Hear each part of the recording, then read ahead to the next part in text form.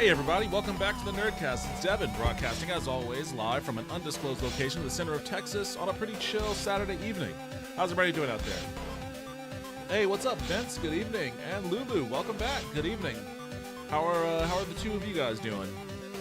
I'm doing okay myself. I spent a good portion of the day doing some much-needed housekeeping, grocery shopping, cleaning my kitchen, cleaning my bathroom. That sort of stuff. Nothing fancy, but a pretty solid day of productivity, if nothing else. So, because of that, I feel pretty good right now. I feel accomplished. I did something, and now I'm chilling for the night. I'm relaxed. I'm ready to go. I'm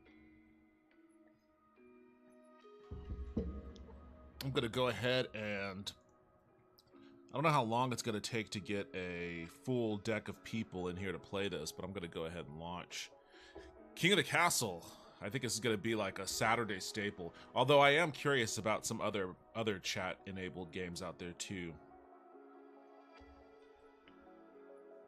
Oh, and I totally missed the I guess it's still going on right now. I missed the UT game. And I guess Arch Manning is in, which I have been, and I guess Vince, this is like exclusively a conversation for you, I suppose, but I have been advocating to play Arch Manning over Quinn Ewers for a long time. And I don't know what happened. Did Ewers get hurt or something, or did they just pull him because they're stomping him? I mean, it looks like Ewers has 2 touchdowns and an interception. But Manning has 4 touchdowns, so I don't know what happened there. I feel like we're wasting Arch Manning's, potential. Quinn Ewers, he kind of sucks, honestly. He's not that good.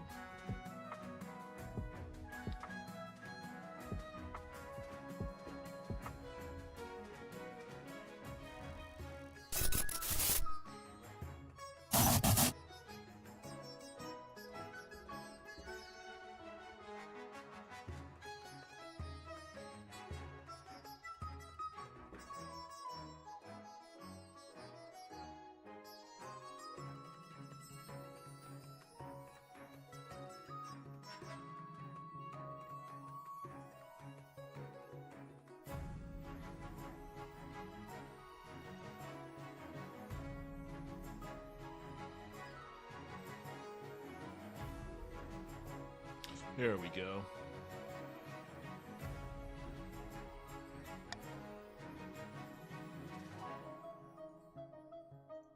I can't even remember the last state. I never do. I always forget where we leave off on these things. Yeah, I saw Arch played, but not sure the details. Hey, self-care day, doing my nails. Nice. Always good to have a self-care day in there. I don't know, let me see what's going on with,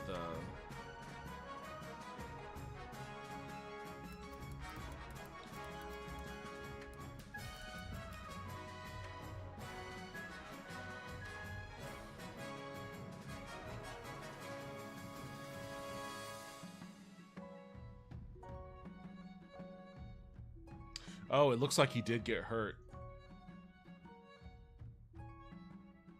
Suffered a strained abdomen.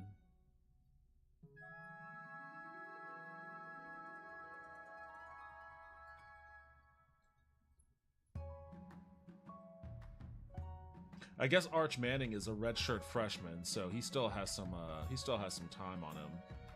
But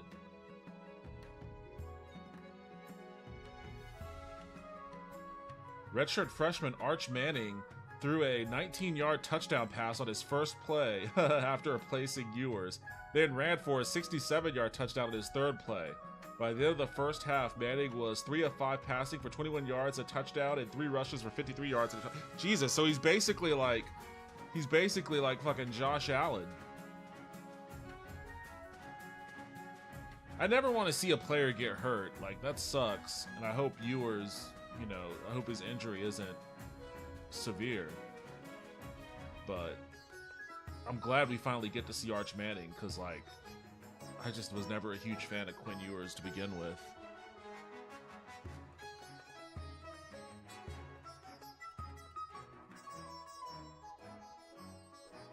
Oh, I looked it up. Ewers left the game with a strained abdomen. I don't even know what other games was going on. I'm so bad with college football. I don't follow it at all. And I used to. I used to follow it more. Georgia and Kentucky. Wait, what? 6-9 into the third. Georgia's #1. Kentucky is unranked. Why is Kentucky up 3 points on Georgia? What, did they have an injury or something?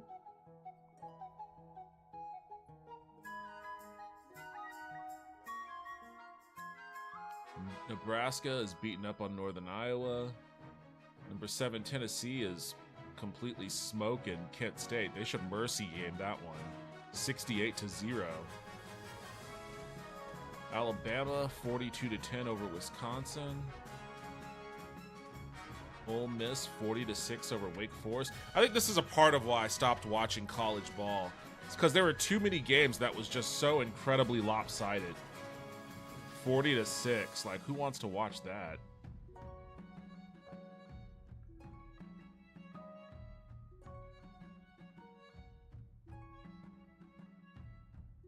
Miami 62-0 over Ball State. I'm sure that was exciting to watch.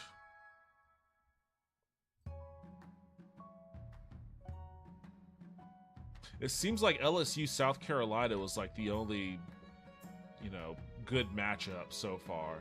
Everything else is just incredibly one-sided. 66-7 Notre Dame over Purdue. 31-7. I guess that was last night. Kansas State over Arizona. And Arizona was ranked. They're ranked 20, but they're still ranked. So what's with the lopsided score there?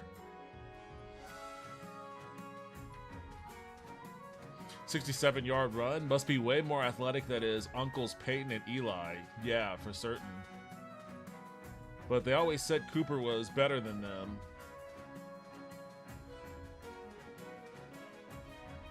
It's also early non-conference matchups as well. I suppose so. I mean, but this is the second week. Usually there's at least, like, you start getting into it a little bit more in the second week.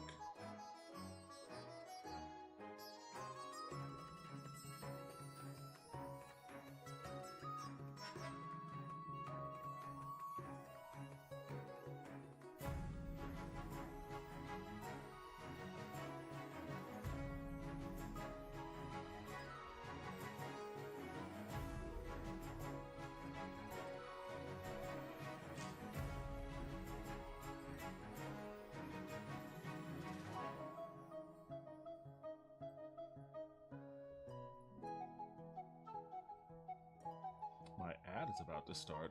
What? I just ran one.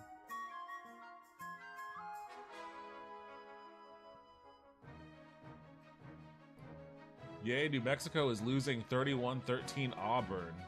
Is that happening right now? I didn't see that on mine.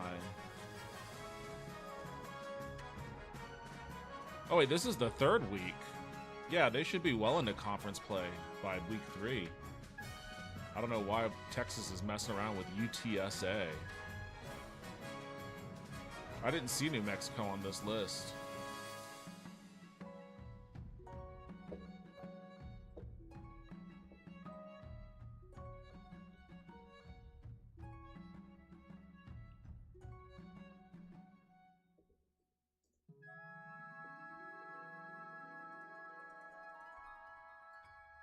Neither are ranked, so you may only be looking at top 25 scores. Probably. That's probably what it is.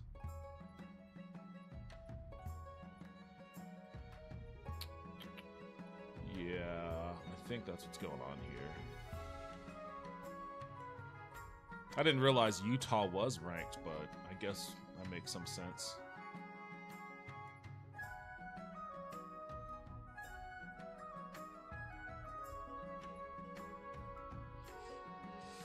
Oh well.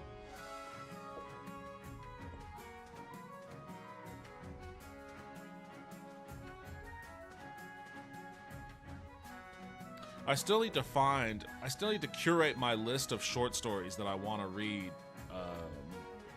for October for Halloween.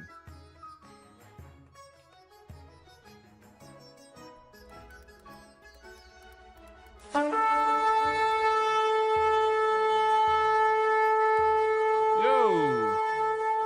What is that? Dark Lift 67. Thank you for the follow.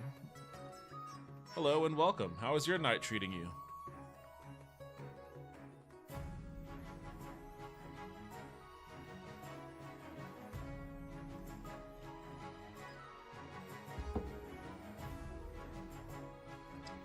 Let me see.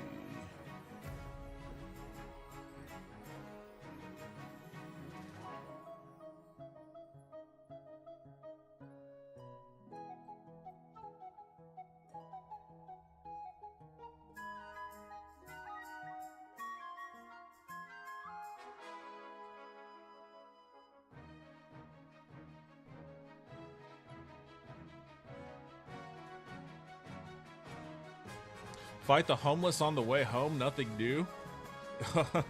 Fight the homeless on the way home, Jesus. It's fucked. Good to be home though. All right, well, shit. I'm glad you made it home safely. Whereabouts do you live, if you don't mind my asking? I'm curious what level of homeless you're fighting here.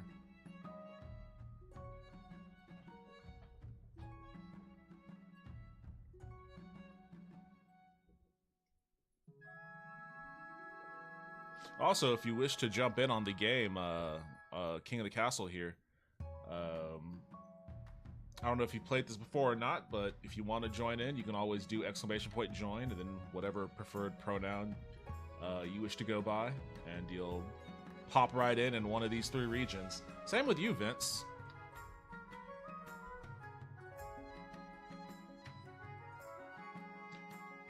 Canada, Edmonton, the crack capital. Oh, I don't know anything. That's the funny. I really don't know anything about Edmonton, but I should, because I think BioWare's HQ is based out of Edmonton, and I've always kind of wanted to go and see what it was like up there, just based off of my communications with that office, but it just never happened. Austin homeless got boxing skills. They've gotten a lot. I mean, I remember in Austin where the homeless people were like, they were like hippies almost. Not all the time, but they were generally more laid back. They're definitely more aggressive now. We've got an aggressive type of homeless here. You definitely need to watch where you're at in certain parts of the city at certain parts of the evening. But even still, that doesn't come close to the insanity that I witnessed when I was in Seattle. Seattle's got something totally different going on up there.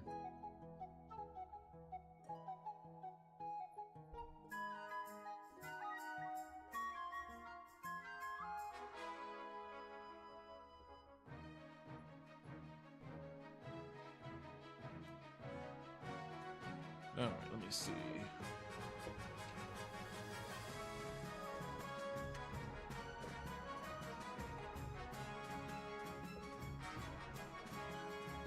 While I'm waiting for people to pop in, I'm just kind of browsing short story short scary stories or short horror stories or whatever that I could do readings of for Halloween. I think that's going to be my thing this year. There's definitely going to be some... You know what? Actually, I'm going to pull out some of my favorite Lovecraft.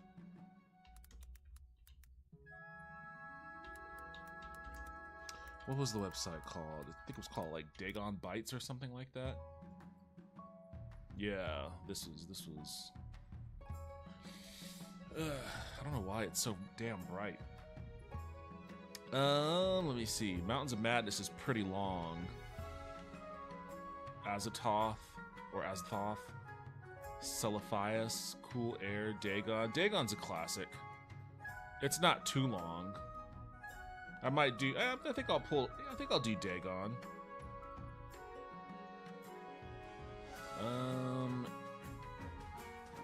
Facts concerning the late Arthur Jermyn and his family. What?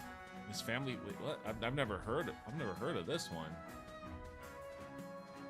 Life is a hideous thing, and from the background behind what we know of it peer demoniacal hints of truth, which makes it sometimes a thousandfold more hideous. Okay, I mean, sometimes life is all right, buddy. You can lighten up a little bit, but I guess that wouldn't be Lovecraft then. I'll have to read this one. I'm not familiar with this one. I'll have to read it and familiarize myself with it. Let's see. Herbert West, that's classic. What's he? I saw him on a sleepless night when I was walking desperately to save my soul and my vision. I love how dramatically these all start off too. Oh, Vince, you joined on Yellow. I think we have a quorum now.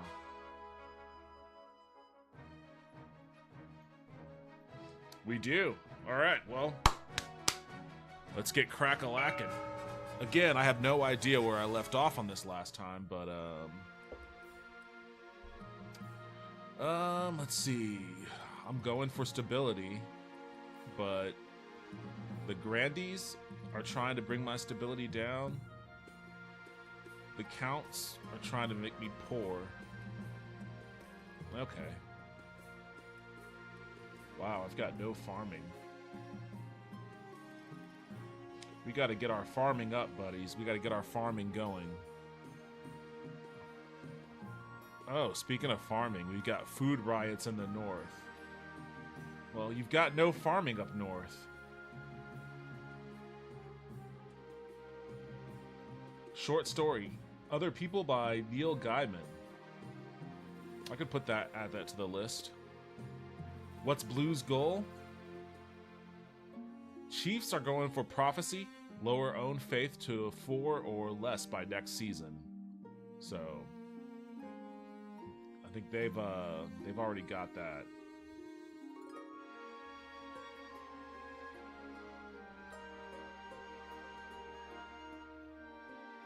AFK a few? You just joined. You just started this thing off. Let me see. I'm gonna go ahead and add that to the list before I forget.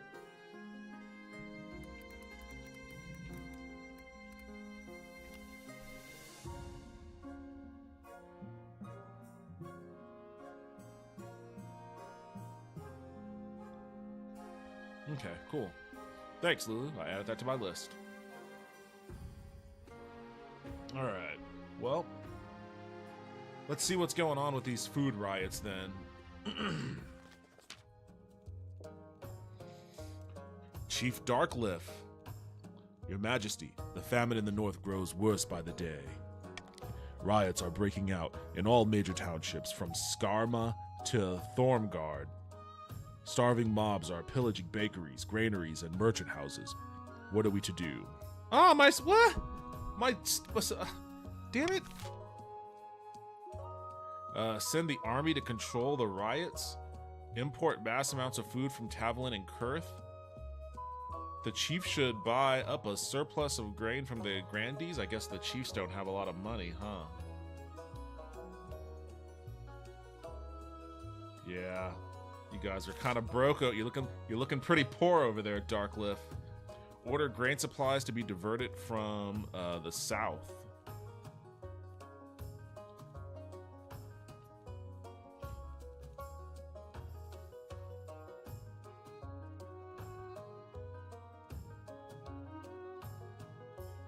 Oh, I mean...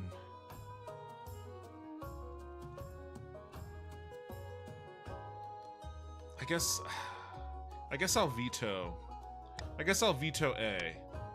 I don't need to be doing some crazy shit that's gonna make my stability even worse.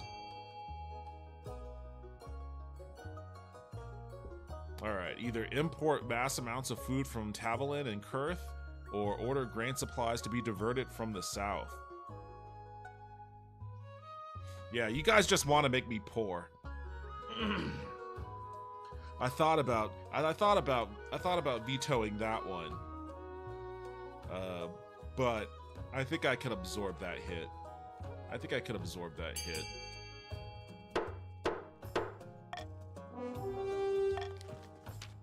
The treasury is opened and a tide of gold flows out from the kingdom and into the pockets of Tavalanese and Kurth merchants.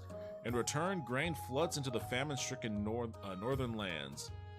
Alright, so it's a big hit to the treasury, but Defiance lowered. Thank you, Your Majesty. Thank Morgana. The unrest dies down as soon as the rioters have bread again. It's enough to tide the peasants over until the next harvest. So hey, you know what? I was just saying, farming needs to get up there. So farming got up there a little bit. Sweet, we hungry? We will raid. Joining me in the Coal Core gang. Well, I did my job as a monarch, and you are no longer hungry. You've got better farming than the counts. Oh, y'all still have dancing fever down there? Count Lightning Strike stands before you, hopping frantically from one foot to the other as he speaks. I take back my raid card. Thank you. I'm a pretty good monarch. I take care of my kingdom. I take care of my people. I don't know why they're always trying to overthrow me. The plague, Your Majesty. It's spreading. Why, I think I've been infected myself. Get him out of here? Where did you learn those moves? You think I should do something about it, I assume. Yes, you need to do something or we'll dance ourselves to death. This may look fun, but trust me, it's anything but. Okay. Order the nobles to hide in their castles and wait it out. Infect nobility as a show of solidarity. Wait, why do I only get all of these shitty options for my stability? Jesus. There's no good option here. Well, I guess it doesn't matter. There's no good option for me.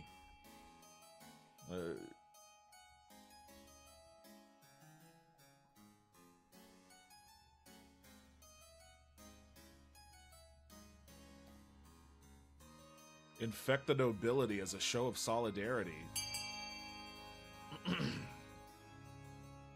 Okay, well. Viva la chaos. Not everyone is keen to show solidarity. Still, it's the best way of showing the peasants that you're all in this together. Okay, so everybody hated that. Dancing Queen? As a female monarch, you were infected with the dancing plague. Oh, interesting. You dance your way to the council chambers every day, then dance your way to dinner, then dance back to bed. In your sleep, your feet do a little jig. Eventually, the plague runs its natural course. Now, though, even the hint of a jaunty tune sends half the population into a frenzied panic. Many will never dance again. Jesus.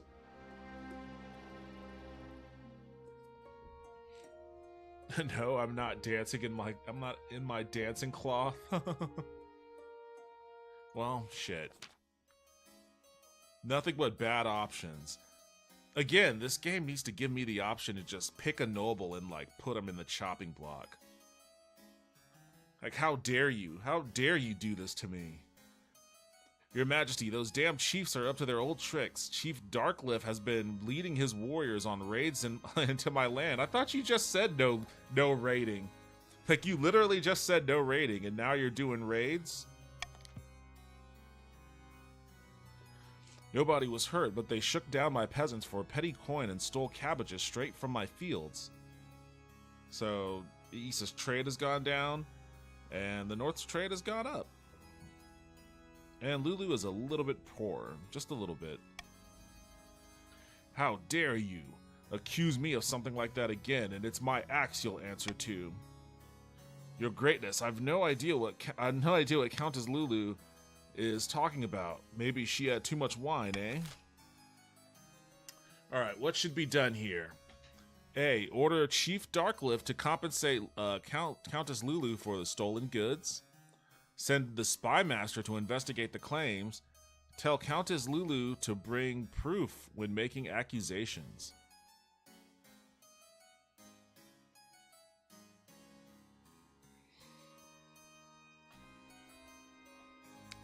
I'm gonna cast a vote myself. I'm gonna say pay them back. You know what you did. You were just threatening. You were just threatening raids, and now you're saying you didn't do a raid? Compensate. Just call me JG Wentworth. I'm trying to get Lulu her cash settlement.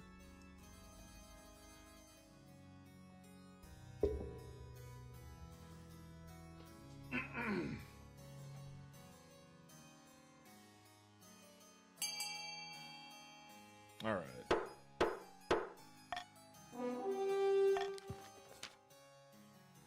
Defiance in the North is grumbling. Hey, I would be honor-bound to pay back what I stole, if I stole anything in the first place. Blood and Stars, shut up. The council has spoken. Now here's my bill. Grumbling, Chief Darklift pays up, but you'd be surprised if this was the end of it. Alright, so the East went down to aggrieved. Darklift's a little bit poor. East is Lulu got some of her money back. Well, there you go. And I think that's it for this season.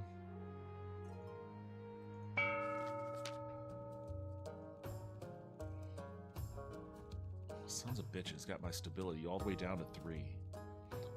My stability was at 9, like, only a couple of seasons ago. Far to the north, an ancient ceremony in a smoky clan hall reaches a fever pitch. Grimoth, the chief's claimant, sits atop a throne of bones, surrounded by God-speakers chanting in a forgotten tongue. And thus, with Morgana as my witness, I hereby crown you the King in the North, the Lord Render, soon to be King of all the Kingdom. Oh, they robbed Starkdom. Glory to the Lord Render, chosen of Valtor. Glory to Morgana and the North. I'm gonna read all this lore one day. I'm gonna figure out what all this means by deep diving into King of the Castle lore. The assembled chiefs roar in a chorus with each other. Steins are smashed against one another in celebration. Now we must bring down the false queen in the south and fulfill the prophecy. The only question is how. Alright, so I guess this is for you, Darklift. Either lure the queen to the north and sacrifice her at a pagan ritual, or sacrifice thousands of goats to the old gods and call upon them to intervene. Oh boy. Nemesis.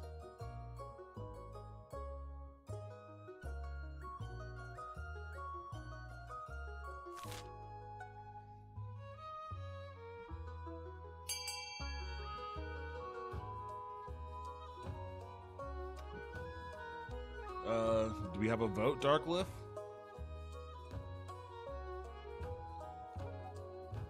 I guess if there's no vote, I guess if I hit continue, it just coin flips.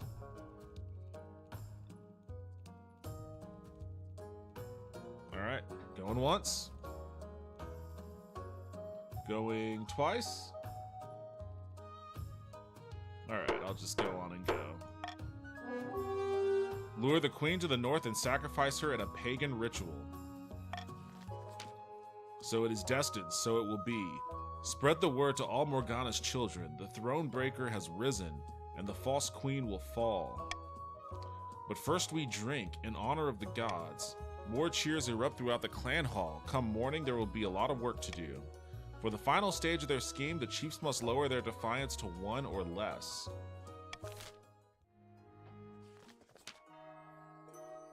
The south swells with a sudden influx of devotees from across the kingdom. They've come to see the Knights Herald, Zakintha, in action.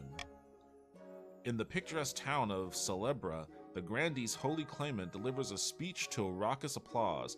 2 figures stand in an alcove nearby. This is, Grandee Vince, sporting quite a jaunty goatee here. If our armies were strong enough, we could take the palace by force. A crusade? That sounds promising, though I suggest we leave it up to the Ninth God. Surely he will intervene on Zacantha's behalf. Okay, launch a holy war to claim the throne or pray for a miracle.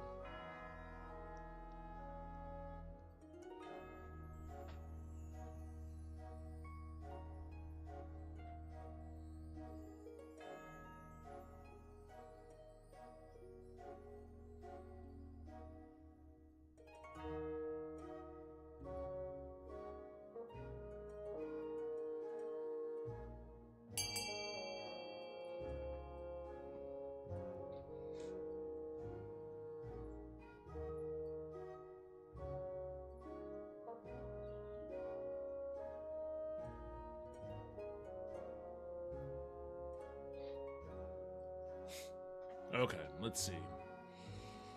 Launch a holy war.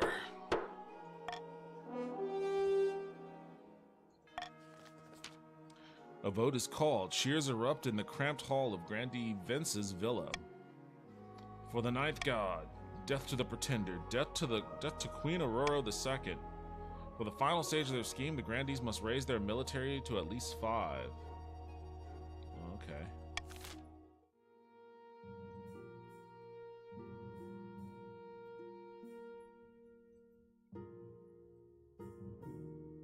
I'm going to stick with what I have.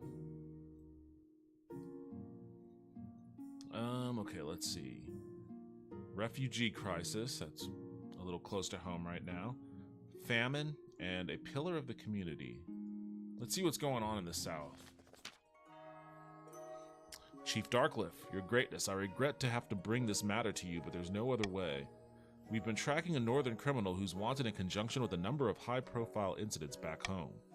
We thought she'd slipped the net until recently, when we discovered that she's fled into the south a number of years ago. But the Grandees are refusing to let us investigate further. Who's this criminal?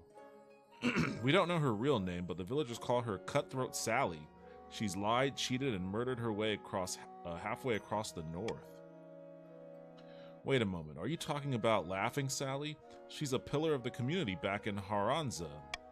She arrived a few years ago from the north and used her wealth to invest in local businesses and set up an orphanage. Everyone loves her. Surely you jest. Laughing Sally? This woman is a bloodthirsty criminal and must be punished. Oh, that's interesting. Laughing Sally or Cutthroat Sally? Should Laughing Sally be extradited to the north to face justice for her past crimes? A.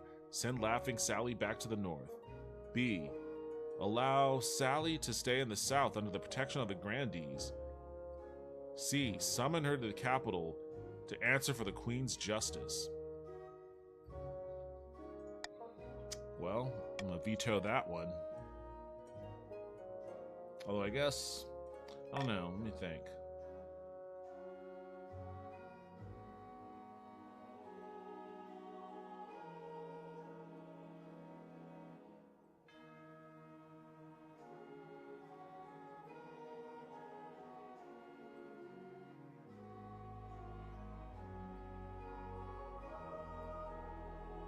I'm gonna hold on to my veto. But I will vote for summoning her to the... Let's bring her to me. Bring this Laughing Sally to me.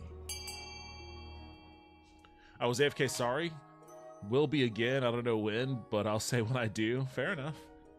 Hey, everybody's got their own life going on. I get it.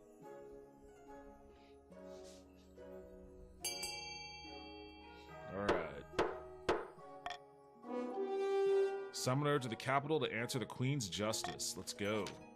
When Cutthroat Sally arrives in the capital, she looks like any other sweet old lady, the sort of woman who gives local children candies against their parents' wishes.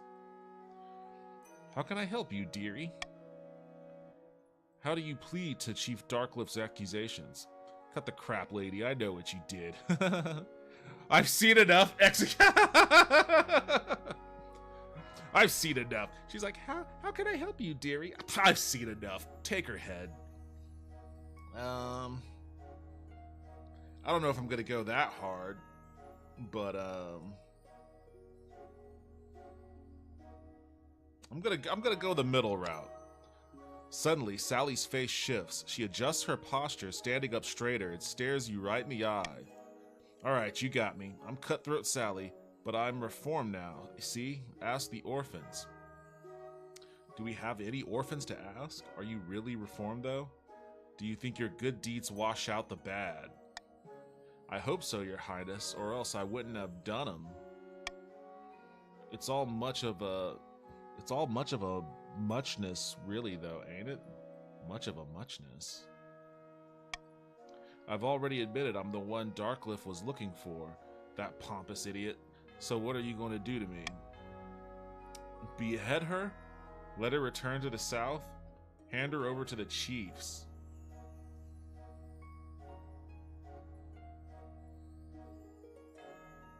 I'm gonna hand her over to the chiefs. Gods bless you, Your Highness, though I'm not sure why we couldn't have just done it this way to begin with. Well, I have to verify. I have to verify before I start doing crazy shit, yo. Sally is carted off to the north to face justice there. Now that you've seen through her facade, everyone agrees that you made the right decision. Alright, stability's up again. Suspension. She is mine. Thank you. You're very welcome. You're very welcome. Just, don't get too nuts about it up there. Famine or refugee crisis?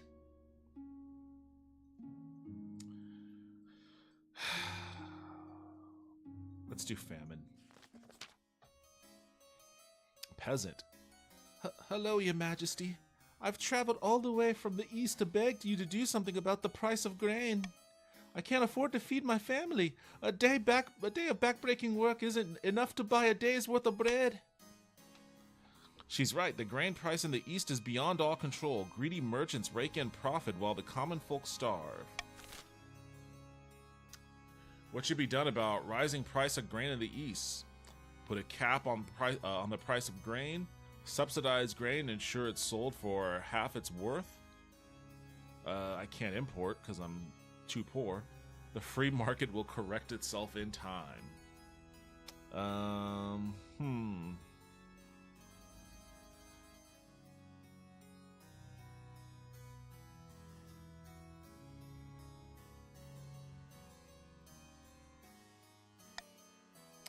I can't risk my treasury getting any lower than that, so I'm vetoing that one.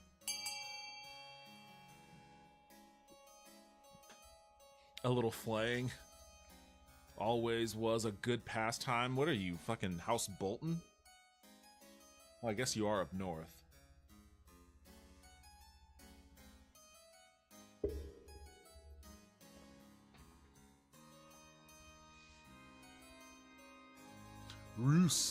Roose Bolton. Alright. Let's see if I can win this dice roll here. Hey, I did. You place a strict price cap on grain. When the wily merchants find a way around it, you order a few of them hanged as an example to the rest. Damn. Trade went down from 9 to 7 in the east. This short, sharp lesson does wonders. Soon enough, grain is cheap again and no merchant dares to say a word. Hopefully most of the peasants will stay alive until next harvest. Farming has improved to needful in the east. Instability is back up. Hey, look at that. Now, about this refugee crisis. The east is experiencing a terrible famine, Your Highness, and a steady trickle of refugees have been pouring into the south. Ah, my stability just went up.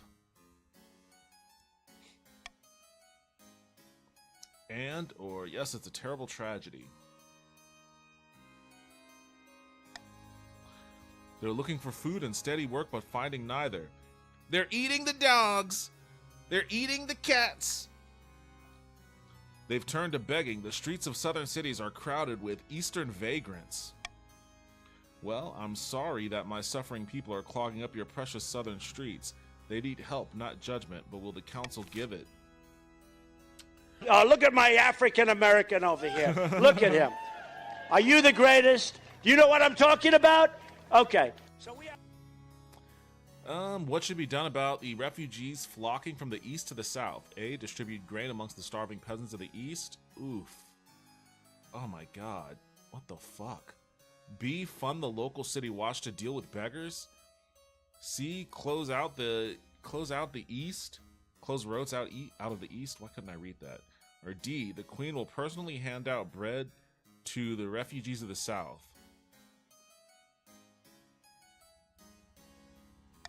I want to do D. That's a real coin flip. I might end up getting ripped to shreds by. It might be a flea bottom riot situation if I lose that coin toss, but I'd prefer to do that than empty out my fucking treasury. And I'll pay you. I will pay you to do this one.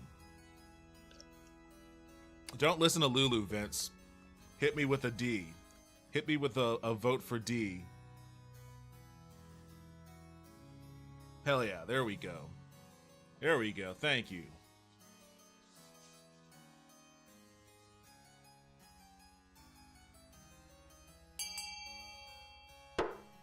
Alright, tied at 1. I think we know where this is going.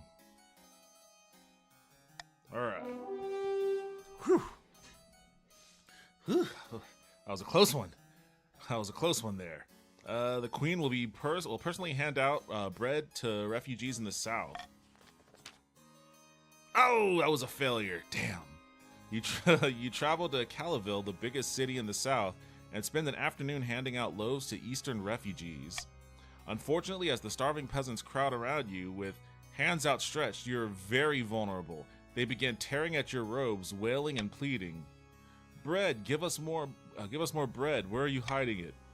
Get behind me, your grace. I'll protect you from this rabble. Oh, my femboy army. They're about to wreck shit. Unfortunately, your honor guard prove a little too eager to protect you from the rabble. They waded to the peasants, swinging their weapons cheerfully, and the resulting slaughter will give you nightmares for life. Oh boy. The Calaville Massacre, as it's become known, attracts condemnation from both grandees and counts alike. Alright, well, shit. In the resulting uproar, you're forced to sack your honor guard with immediate effect. I don't want to... They should give me the option of whether I want to sack them or not. I don't mind that they massacred a few peasants. What's the lives of a few peasants? Let them have their fun in the streets. Let's see. How do I not have an heir? Defiance is too high, and one or more regions is considering a rebellion. Rebelling will stop the region from advancing their scheme, and they can't be taxed or take part in normal votes. The East, of course. It's always the East. Oh. Your quest for an heir is finally complete. You stand before the council holding a small child in your arms. Should I die, I ask that my crown be passed down to... The council hall is filled with nervous silence. My cousin and adopted son, my cousin and adopted daughter, my cousin and adopted child. Let's say son. The assembled nobles break out into polite applause. By designating an heir, you've cemented the stability of the kingdom. Your Highness, may I be the first to congratulate you on adopting an heir. What is his name? Aurora III. Most pleasing, Your Grace. I'm sure little Aurora III will grow up to be a chip off the old block. Congratulations on finding an heir. Now you just need to fulfill your ambition and win the game. Expect a visit from the Spy Master soon. Okay. New Honor Guard. The excitable honor guards who slaughtered all those peasants will no doubt find justice, Your Majesty, but we must move on. We must replace them at once. The Queen needs protection. What are my options? Each region offers a selection of elite guards, the chiefs with their most famous warrior heroes, the counts with the Knights of the Order of the Drowned Rose. Well, can't use those guys. And the grandees offer the fiercest battle nuns from the Sisterhood of Steel. Of course, since your previous honor guard were Eastern Knights who slaughtered all those peasants, we'll have to look elsewhere for replacements.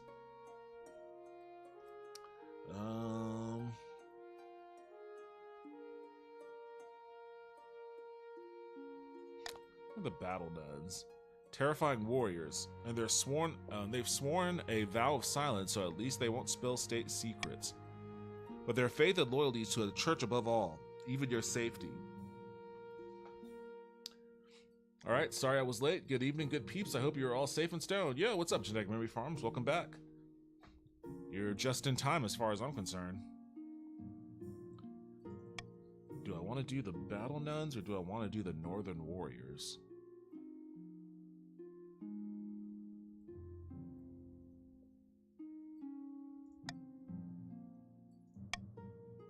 I'm gonna go with the northern warriors.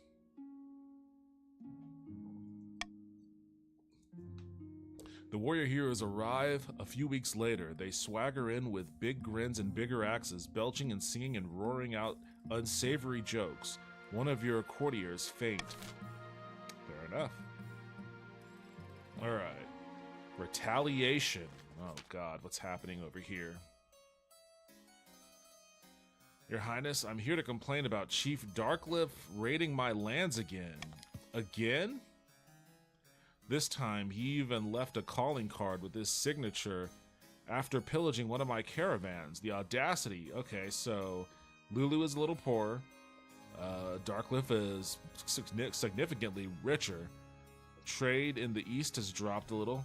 Farming in the east has dropped a little. Trade in the north has increased, and farming in the north has increased. Well, the council forced me to repay Countess Lulu for raids I never conducted in the first place. Let the crime fit the punishment. Now we're even. Blood and Stars, this is not remotely how that works. I demand the council arrest this fool. What should be done to punish Chief Darkliff? Oh boy. A. Arrest Darkliff for theft and assault. B. For a second time, order Darkliff to pay for a second time. Order Darkliff to pay Countess Lulu back in full. C. Consider the matter settled, no more raiding. Or D. Station troops along the northern eastern border.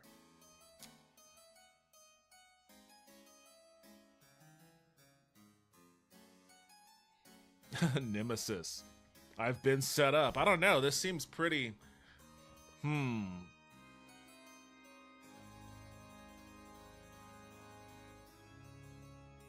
I don't want to have you arrested.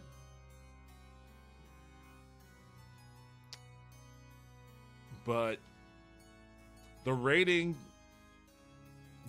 needs to stop. I think I'm gonna go with D. I'm gonna vote for stationing troops along the border.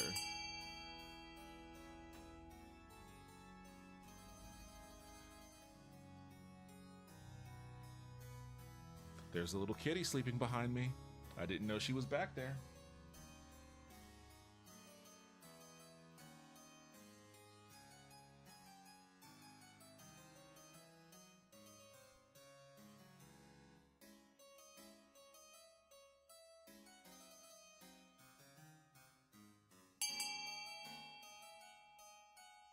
I will stop, I swear.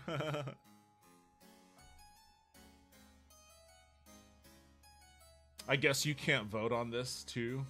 I guess it's about you, so I imagine not. It's tied at 1, huh? Well, I wonder who I'll side with. I mean, I could just have you pay. I could have Darkliff pay Lulu back again, but then what's gonna stop a third raid or a fourth one?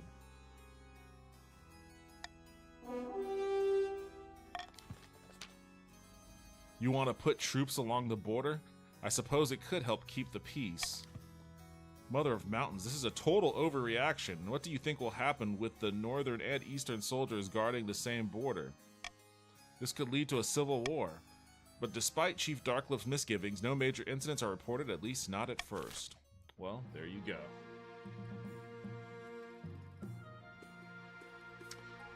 And that's the end of this season. Oh, it's time for a auction. Aqueduct, observatory, a cathedral, a grand bazaar, a deer park. I'm always partial to the deer park, even though that hurts farming. It just makes me think of that city in Japan that's all deer. And a fortress. Auction starts now.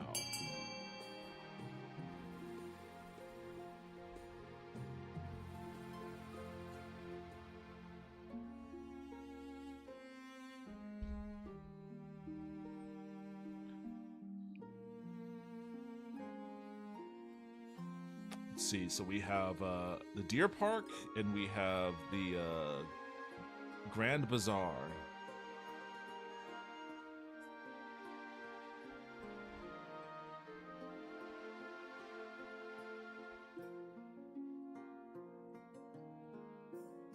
Oh, now we have a fortress. An aqueduct for a second, but back to the Grand Bazaar.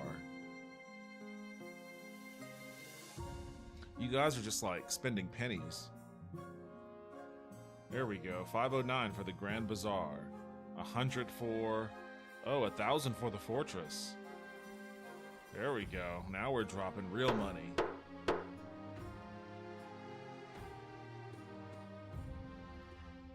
Alright, the Grandies have their fortress. Juice up their military a little bit. And the Counts have their bazaar, which juices up their trade.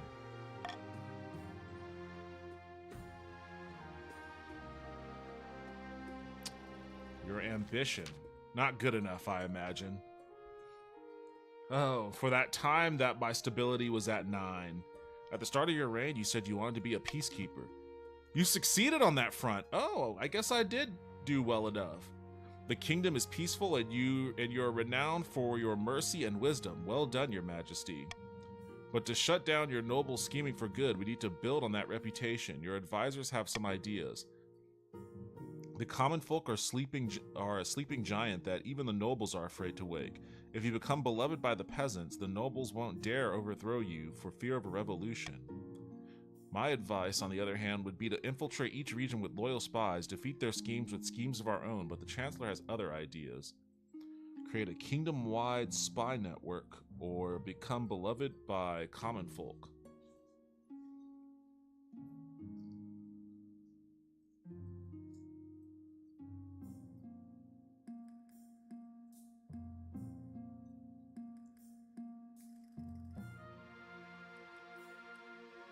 Let's do that one. A wise decision, your majesty. I'll begin recruiting spies. We'll send them across the kingdom in the guise of traveling bards. But this will require a fine touch. Your priority is to raise the kingdom's stability and overall trade as much as you can. And of course there can't be open rebellion among the nobles. Alright, what else do we have going on? Wait, what's this? It's all here. Poor harvest. Okay, the north just kind of fucking sucks, man. What's going on up there? Get your shit together, north. Wild beast attack. Alright, well, let's deal with this poor harvest. Bad news, your majesty. We have suffered an extremely poor harvest in the north. Unseasonably bad weather is to blame. Farming is now meager. Well, it's a good thing I didn't go after that farming initiative. What can we do about it? Not much, your greatness. Even a queen can't control the weather. Unfortunately, it'll be a tough winter. Well, fair enough. Okay, I guess that was that. Wild beast attack. I'll test that fort. Your Highness, I bring ill tidings from the north. What other tidings are there from the north but ill ones? These guys never bring me good news. Wildlife has gone berserk in rural areas. They are attacking villages and travelers all across the region. Beasts, you say? Can't you deal with them yourself? These are not mere beasts, your majesty. They are great hulking creatures twisted by magic. Some say they walk and talk like people. The northern warriors are afraid. They say the creatures are a dark omen, a sign of the end. There's water in the north? What do you mean by that? Blood and stars, what's gotten into these chiefs that they can't handle a few wild animals? The other regions have plenty of their own problems, your highness. No one wants to march up to the frozen north for something like this. You're all as useful as nipples on a breastplate. I think that's a Batman and Robin reference. Alright, well then what am I to do? Point of order, Your Highness. Though the church's presence in the north is minimal, we could provide shelter for those who need it. All will be welcome, whether they are adherents to the true God or not. It's the least we can do. Or, if you can afford it, send a detachment of mercenaries who aren't afraid of a few wild bears. That should put an end to this crisis. Tell the Northerners they must fend for themselves? Hire mercenaries to bolster the Northern forces? Instruct the Northerners to seek refuge in the Ninth God's churches. Well, I'm vetoing that one that's gonna empty out my damn treasury. That's for sure.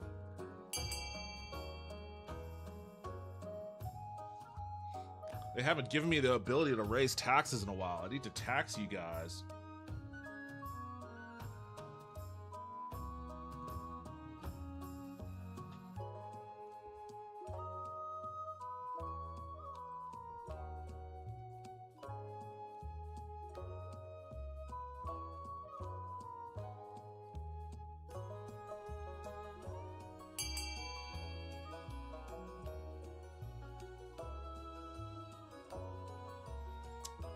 Tell the Northerners they must fend for themselves. Alright, well. Good luck, Northerners. Defiance is now aggrieved and authority is now dubious. You explain that pest control is not usually a part of the Queen's mandate, but the chiefs do not agree. Strange beasts continue to ravage the northern countryside, continually eluding any soldiers sent after them. At the very least, their attacks lessen with time.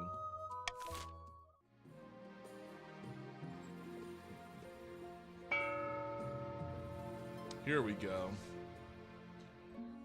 I mean, I guess I can tax them. I don't like that Defiance being so high. There's a certain point in this game where, like, all of a sudden, everything starts to cost a ton of money. You know? Like, early on, it's like, oh, you could reasonably manage your treasury. And then at a certain point, it's like, psych, everything is incredibly expensive now. Like, we're driving you to the poorhouse with every option. If I max out my cruel tax, that still doesn't give me a whole lot of room to work. Like, look, a bribe costs me so much more than the money I would get from a cruel tax.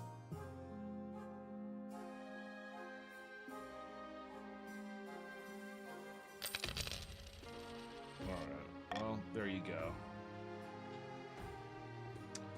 Ambition, spy network, more beast attacks, and a border clash. A border clash up there. All goes according to plan, Your Majesty. Let me show you. Your spy master takes you through a secret passage in your own private office. You emerge into a hidden chamber where a number of hooded figures are waiting. These are my agents. They can blend into a crowd as effortlessly as they can slip a knife between a traitor's ribs. Why didn't I know about this chamber? Don't worry about it. The palace is riddled with secret passages and hidden rooms. I'll keep track of them for you. Soon our spies will infiltrate the courts of all the nobles on your council, disguised as traveling bards. One of the spies tosses aside her cloak and revealing a lute and a colorful costume of a troubadour. With charm and flattery, they'll worm their way into your nobles' hearts and minds. Then we will have a spy network the likes of which the world has never seen. I hope to make even the Gaunt of Tavalin look like rank amateurs. Might be BRB? So, you said you ended up arguing with Green Party and entrenched Democratic activists more than anyone else, and you were going to explain why tonight. I kind of thought you might be a Green?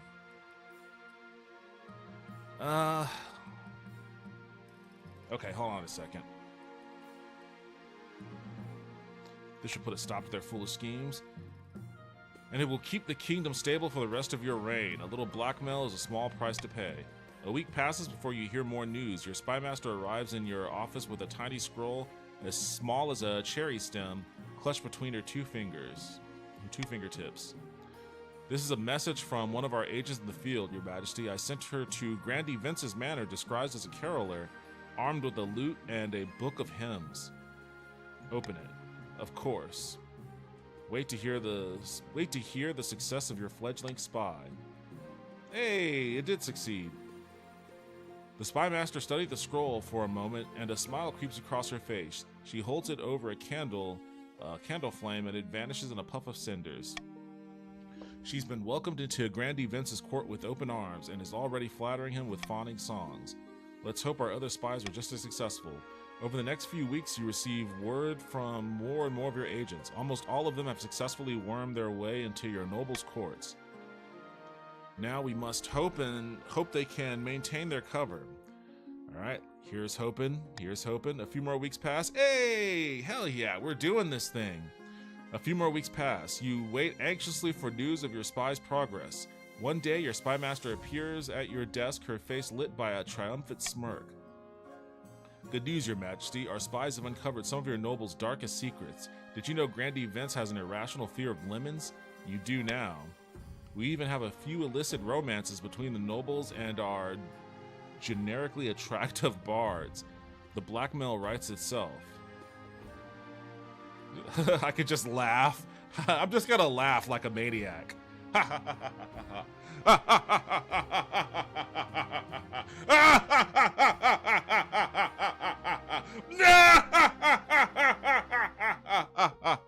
There, that's my maniacal laughter there. The maniacal laughter of a monarch drunk with power.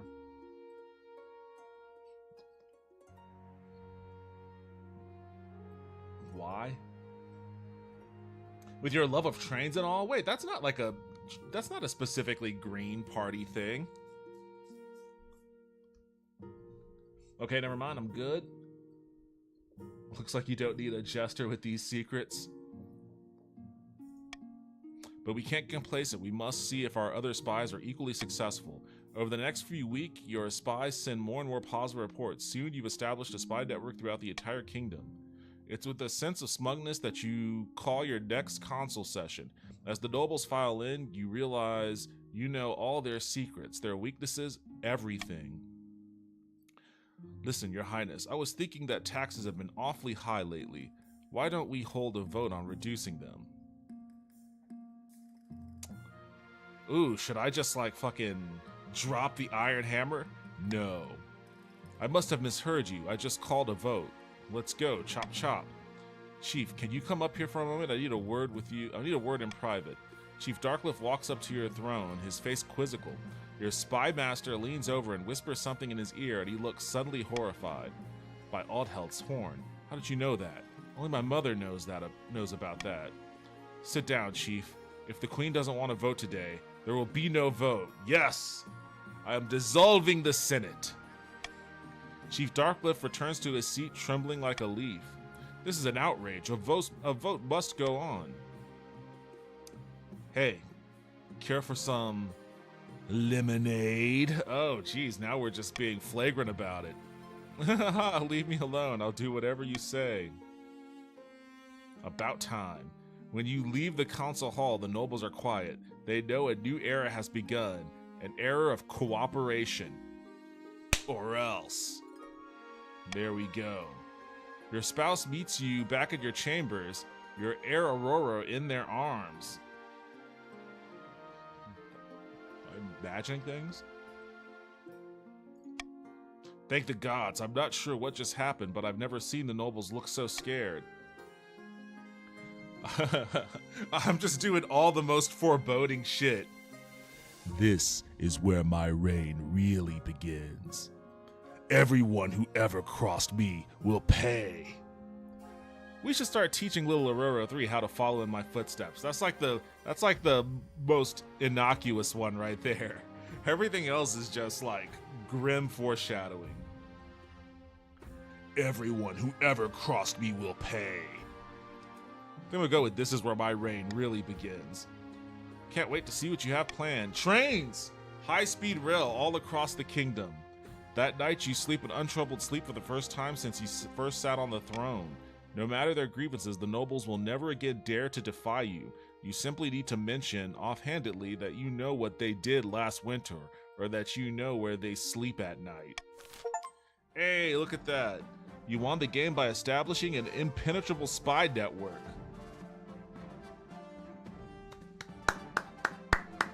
Another win for the Monarch. Another win for Milos. How dare you know I ate my goldfish? Obama. That's how I live every day. Thank you. Thank you. I got a long list. That's how you live every day. What do you mean? Instilling fear into the hearts of your political adversaries? The monarch is victorious. The Count's attempt to worm their way into the palace was uncovered, and a number of arrests were made. Countess Lulu ended her life chained upside down to a dungeon wall. Damn. I really fucking dealt with Lulu. Chained upside down to a dungeon wall.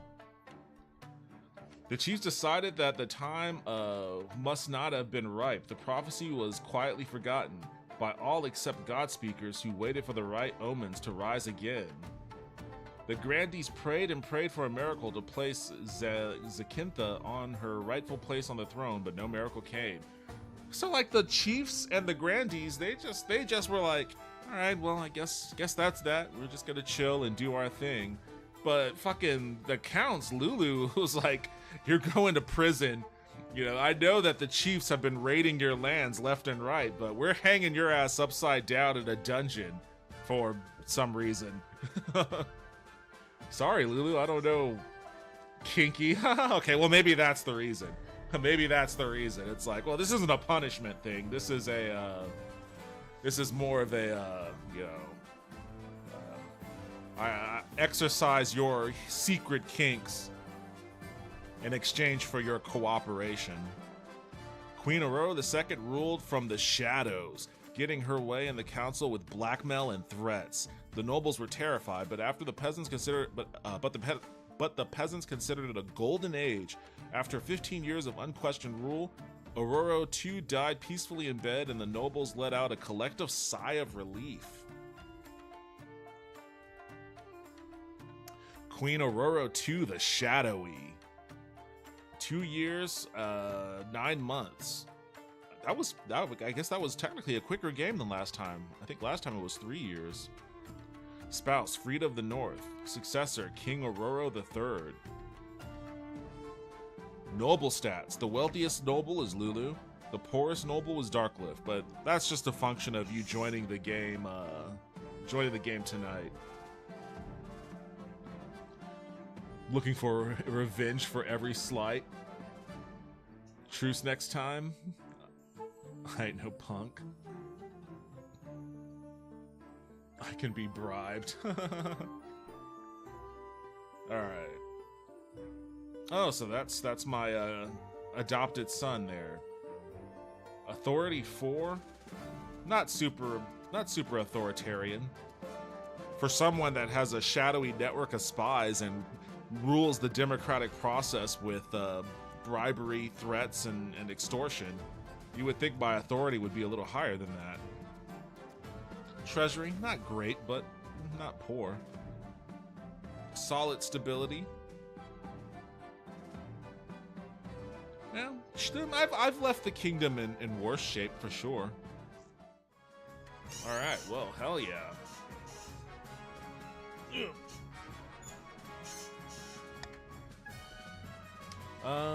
Anyways, so here, okay, genetic memory farms. Here's the thing. I mean, policy-wise, I think I am completely in alignment with all of the things that the Green Party says they stand for. So I don't have an issue with the policy. I have an issue with whatever they claim their strategy is, because it's nothing. Like, the Green Party evaporates every 4 years. It only appears every 4 years to run for president. Like, it used to be, like, I think at this point they probably have, like, you know, a couple of city council people in California here and there, but I think that's about it. And it used to be that, you know, there was at least like a mayor that was a Green Party person, and, you know, they'd have a couple of state legislators in a few states here and there, but they've never been able to capitalize on the performance of Ralph Nader in 2000 to like really build the party up, to really have like this robust network of state and local Green Party officials who have collaborations and alliances with other local progressive campaigns, like how the Working Families Party does it in like New York, or the Democratic Farmers Party in Minnesota, I think is where that's at. Maybe Wisconsin too. They don't do any of that shit. They just show up every 4 years expecting to like obtain the most difficult office to obtain. And they don't ever, and so many of their supporters take extreme umbrage whenever you ask them basic like, you know, functionality questions, like how do you like, no one's ever really asked, how do you plan to win one electoral college vote? Because that's all it takes. Like, that's what it takes. It takes winning electoral college votes. But they never have an answer for that. It's like, there needs to be an effort. There, like, the electoral machine is not configured for a third party. Like, it's just not. So, if a third party is going to obtain any kind of power in the presidential race, it's going to have to. It's this was my thought. Like, if the Green Party was serious about their agenda, if they were serious about being like, you know, steadfast representatives of progressive ideology for the purposes of enriching people's lives, and they felt really strongly about, you know, being able to use the power of the presidency to do that, here is what I think their strategy should have been.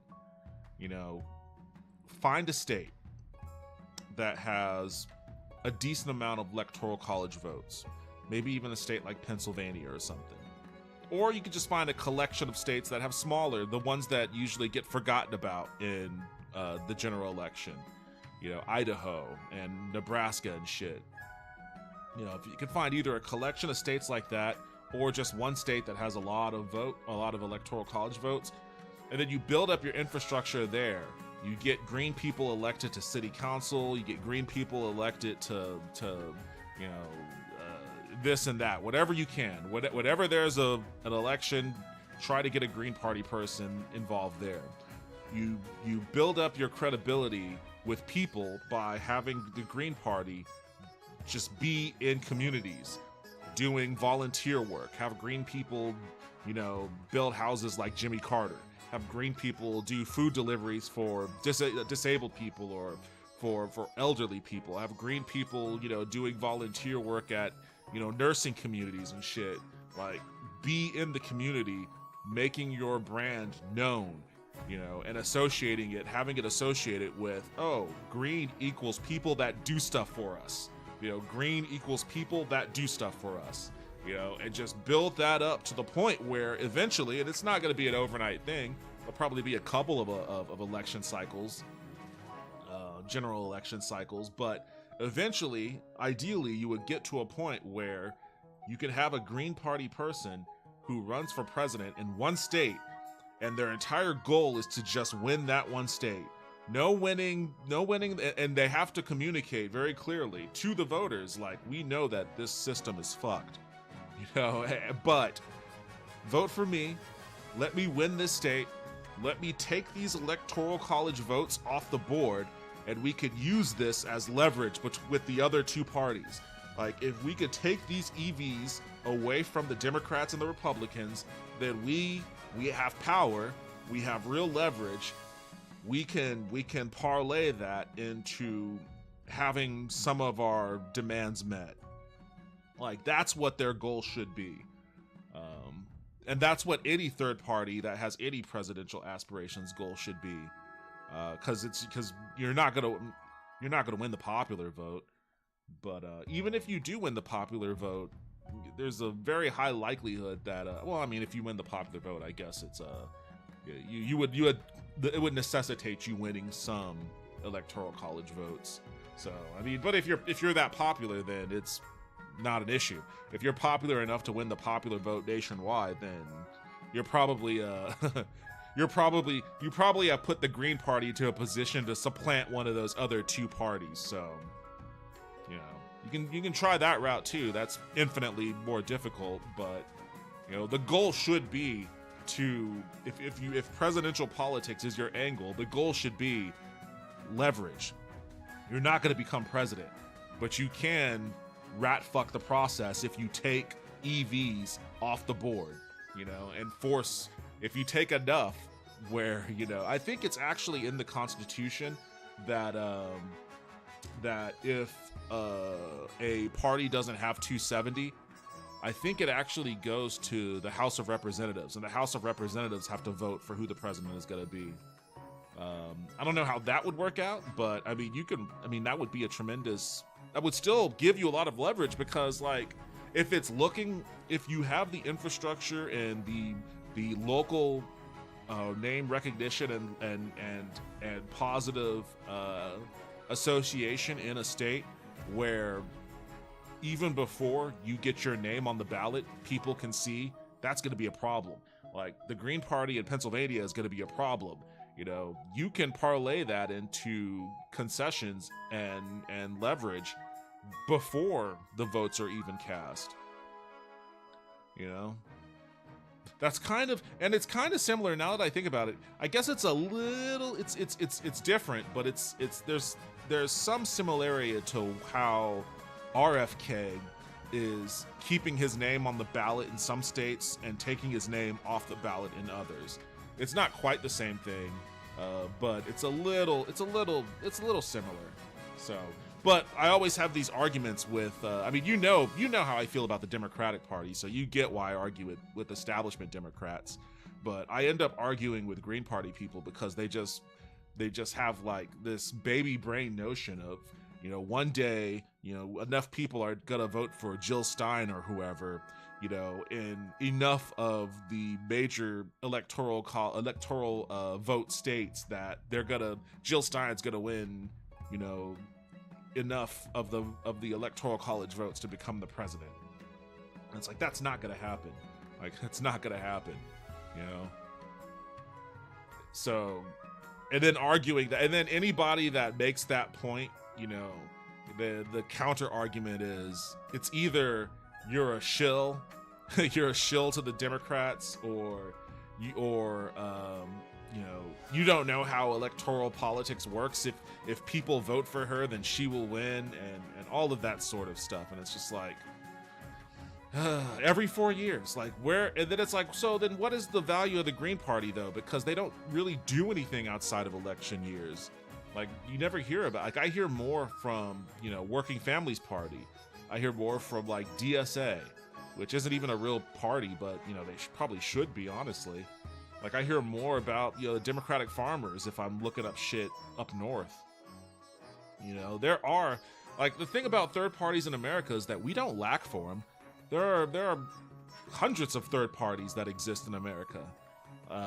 And a lot of them have regional influence, you know? But when it comes to presidential politics, there's just no avenue for that sort of thing. And the way that a lot of those third parties operate is they're kind of like I don't think Working Families Party ever actually runs their own candidates for like the governor of New York or anything like that. I don't know if they ever actually do, because like what it'll be is like they have candidates that they'll run for, like, you know, state rep or for city council and shit like that. But for the bigger elections, it's more about getting their endorsement. The Democratic Party is more interested in getting their endorsement. Sorry, I'm sitting on this screen. Let me hit load game. We'll start a new one up. It's more about getting their endorsement than anything else. So that's the bulk of the arguments that I end up getting into.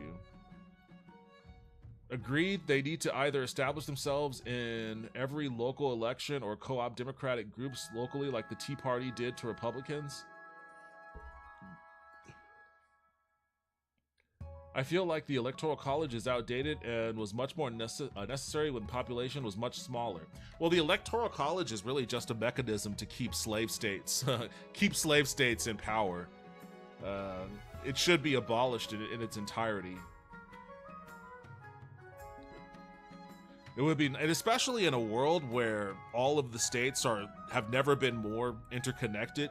Like, the rationale behind it way back in the day was, you know, certain regions of the country had different needs and were radically, you know, were radically displaced from other major population centers. So in order for equal and fair representation, we have to make sure that these areas that are in isolation and have their own separate needs, you know, that their demands weren't outweighed by, you know, larger population centers. But that doesn't matter anymore because commerce is immediate, and you can fly from one part of the country to the other in a matter of hours rather than, you know, getting on a wagon trail for, you know, 2 months. So, and, you know, if I had my way, you know, I'd connect all the major cities with bullet trains and maglevs and shit, and, you know, that would shrink it down even more. So we don't really need the Electoral College. It's just a way to rat fuck elections now.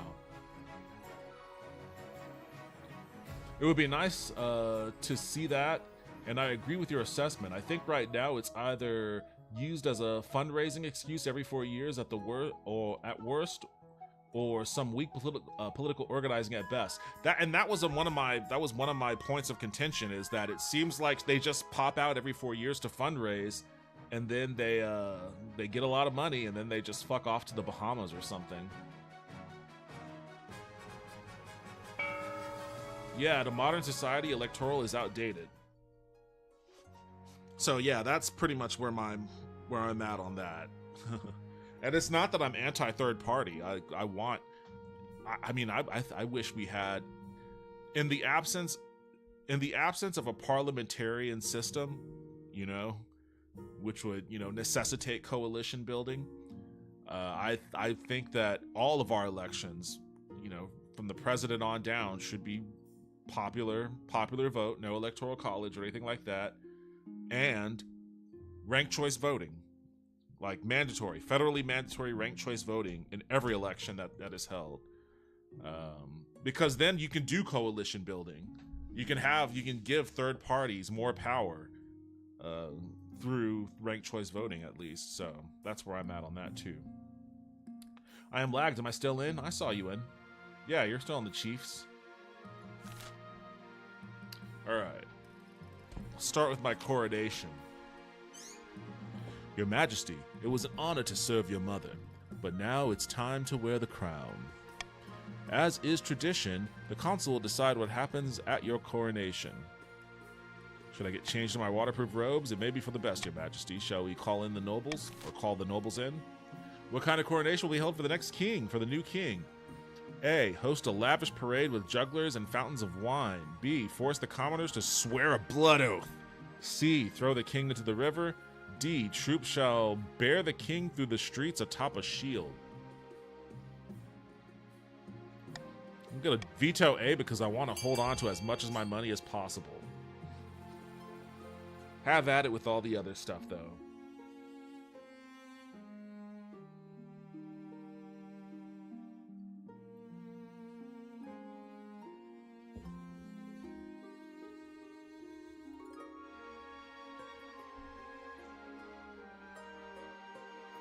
Oh, it looks like we're doing the blood oath.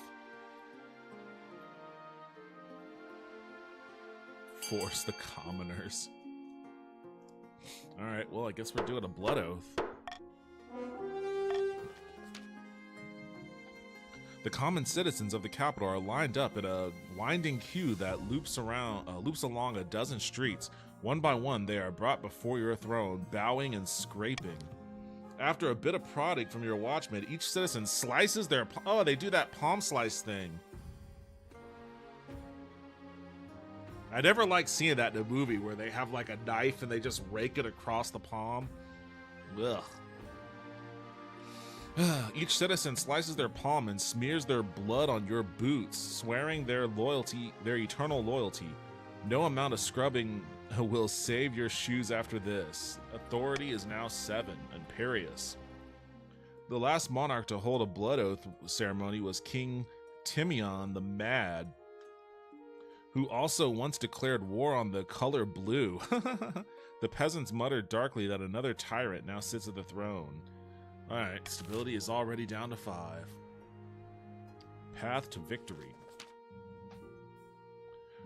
Your Majesty, you have some big boots to fill, and with your mother out of the picture, the nobles will be looking for any opportunity to replace you.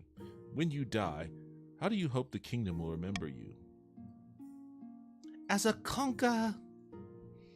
Military, huh?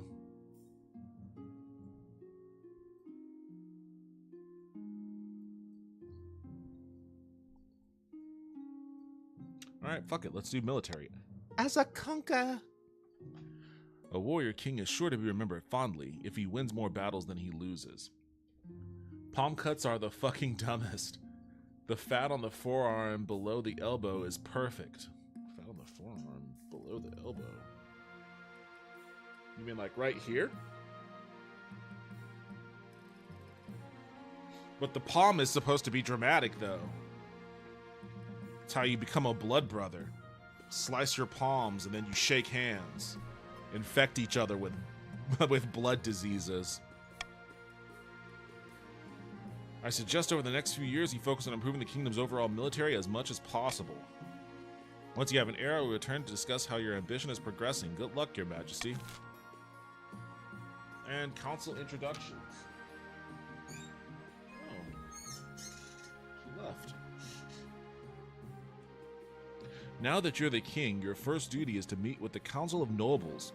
Introduce yourself to the north. Good luck in the days ahead, your greatness. You'll need it dealing with us lot. An honor to finally make your acquaintance, your grace. I was dismayed to hear of your mother's passing. Probably not. You were chained upside down in a dungeon. Introduce the south. May the ninth god bless your reign, your highness. I trust you will conduct yourself with honor and faith. Alright. Probably not on the faith part.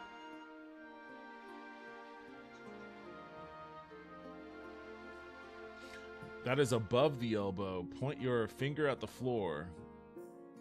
Wait, what?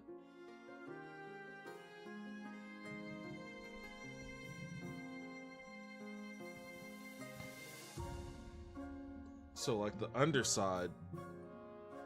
I mean, I'm not gonna be cutting any part of myself to force bleeding, so it doesn't really matter to me. Yeah, hepatitis for everyone. Zemiel of the Lulu dynasty, well-known political fixer, leans delicately on a podium, speaking in a melodious voice. My fellow counts, in ancient times the East was its own proud kingdom. We can bring back those days of glory, but not while the false king Aurora III wears the crown. Alright, blood ritual, ascension, or possession. Ooh, they're right. Right about what? Wait, what are they right about, Darkliff?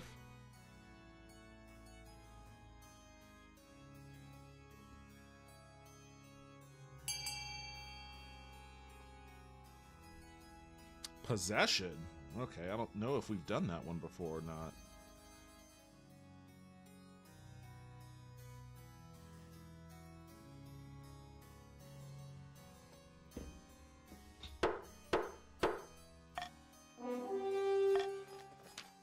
The counts plan to summon a demon to possess the king, putting him totally under their control. First, they must lull the king into a false sense of security. To advance their scheme, the counts must lower their defiance to 4 or less in 2 seasons. Bork. Bork? I love that name. Bork. Alright, Bork wins. He is the true king. I seat the throne to Bork.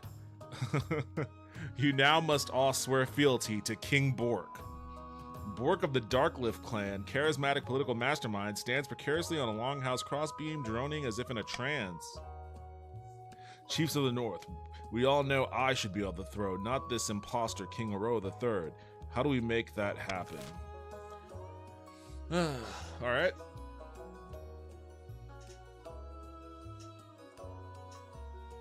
The cutting thing pointing down is the bottom of the elbow. I wish I knew what you guys meant when you kept saying that. Bork, King of Dorks. I also thought what you were thinking too. Aw, hell, Bork. Bork the Borker.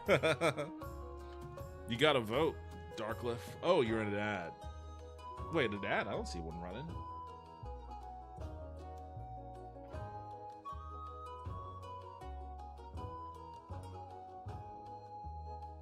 I'll chill until the ad's over.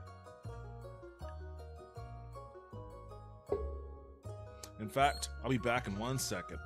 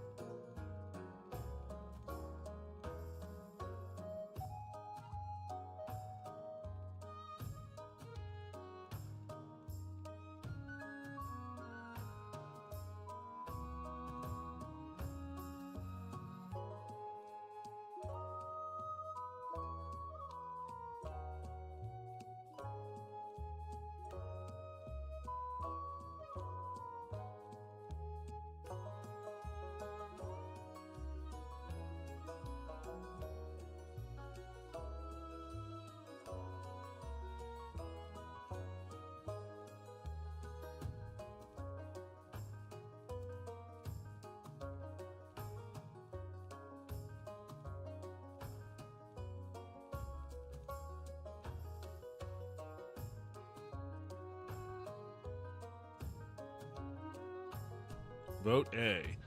Sorcery. Yeah, I don't think you could change your vote after you've already voted. Grab myself a little snacky snack. A pork spring roll.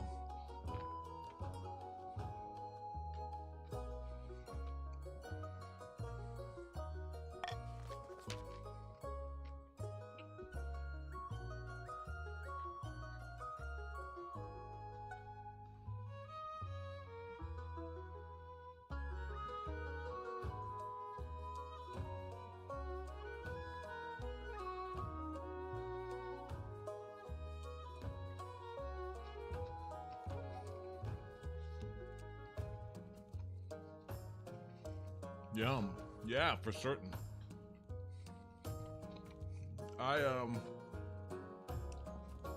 Most Saturdays I go to a Vietnamese place called Baguette House, and I get a banh mi, and I got one today. The awesome thing about them is their banh mi, it's like a foot long, and it's $6.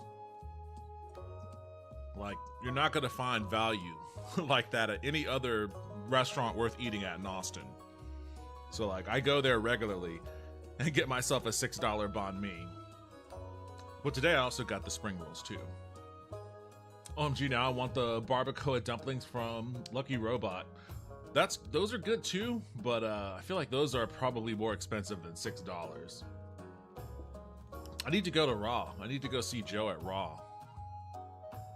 The Chiefs plan to make a bargain with the Wizard. These immortal spellcasters seldom get involved in political squabbles, but perhaps if the king was considered a threat to their autonomy... To advance their scheme, the Chiefs must raise authority to 5 or more. What the fuck? I'm already starting off more than that.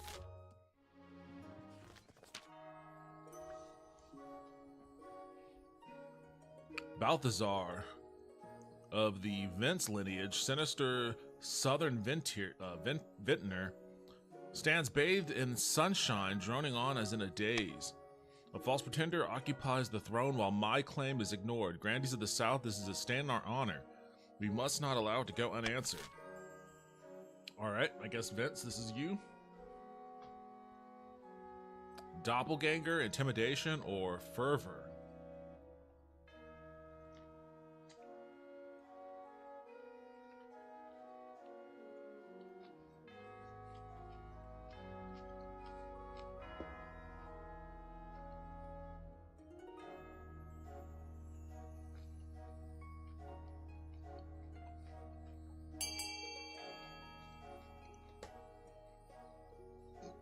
I guess Vince is away.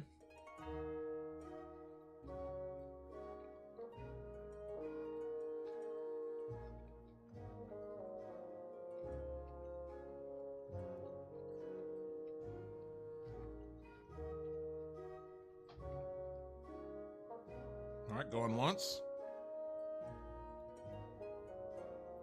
Going twice. And yep, we are starving again. Yummy dirt. I mean, it's a frozen tundra up there. What kind of farming are you expected to do? Fervor. The grandee claimant Balthazar has been chosen by the ninth god to be the next king. He has promised a first miracle, food for all. To advance the scheme, the grandees must raise their farming to 5 or more in 4 seasons. Well, I mean, it's already 6.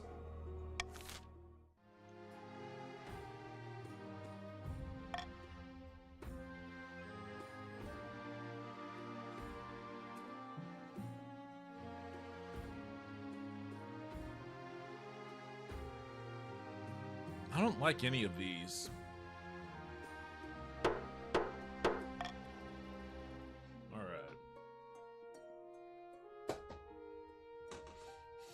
Let me choose my honor guard. On the evening you're sitting up in your bed reading paperwork when a filth-encrusted peasant wanders into your bedchambers as bold as brass. Hello, your match. Glad I finally found you. This bloody place is a maze. Mind if I take a seat? Who are you? Oh, me, name's Bolivar, your match. Pleased to meet you. Listen, I've got a bloody great idea for you. What if we chop the legs off horses and replace them with wheels? Boom, faster transport. Before Bolivar could explain further, your marshal burst into the bedchamber, sword drawn. Your Majesty, I'm sorry I didn't come sooner. I have no idea where the palace watch are. Do you want me to kill this intruder? Yes, kill him. He's speaking nonsense. Just kick him out. No, I want to hold a vote on his proposal. Cutting off the legs of horses? I don't want to do that to horses. Just kill this guy. The marshal's sword flashes, parting the peasant's head from his shoulders. Blood spurts across your favorite duvet. It's... If one thing's clear from this mess, is that you need an honor guard who can actually keep you safe. Not like that pathetic watch. Damn, we just fucking straight up wrecked that dude. Took his head off for walking in and being like, hey, let's cut the horse's legs off. Think carefully, Your Majesty. These guards' loyalties will be divided between you and their region. Of course, you could just hire foreign mercenaries and be loyal to Conan above all. I already know about all these guys, and I think I'm going to go with... What is this?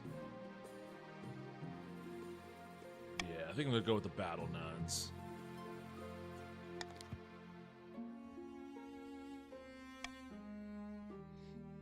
The Battle Nuns arrive in the palace a few weeks later. They nod to you silently, their solemn steel mask betraying nothing before filing into formation behind your throne. Alright, an invitation and a call for apprentices. It's always the North. Chief Darkliff. Bad news, your greatness. A meddling wizard has set up a shop in Kolshaven. I believe it's Berserkt, the Lord of the Bells. Tell me more about this wizard. Wizards have managed to tame creation itself. They wield untold power and are naturally distrusted by the church.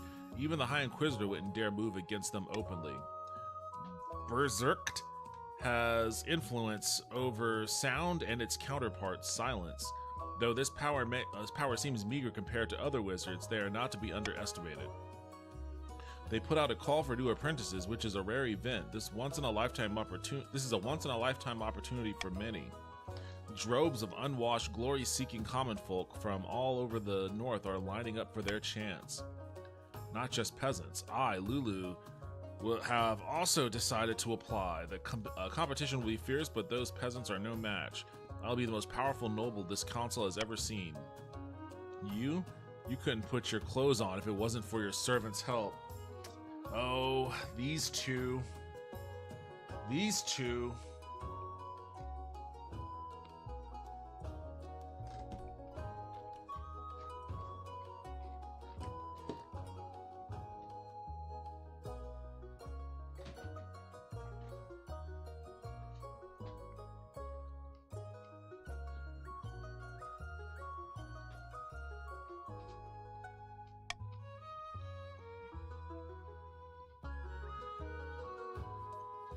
We can't let this go ahead. To have a potential wizard on the council would present a clear and dangerous conflict of interest.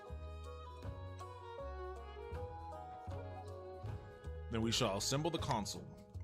God's bless you, your greatness.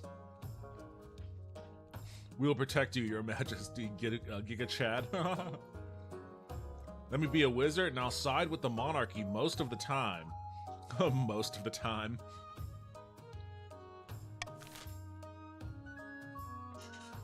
Let's see. Allow Countess Lulu to become a wizard. Require she forfeits her noble title in order to become a wizard. Oh, shit. Forbid Lulu from traveling to Kolshaven.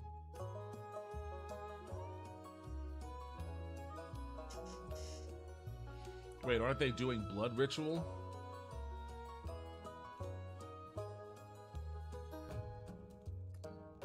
The Count, they're doing possession.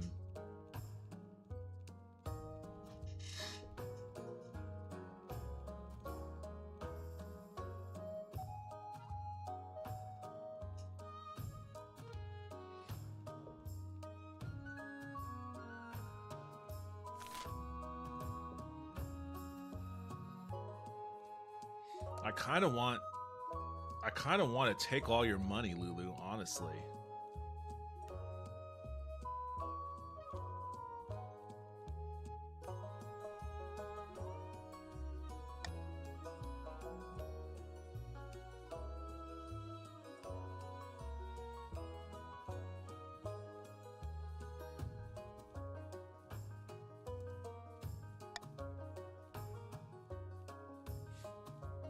I'm gonna veto C.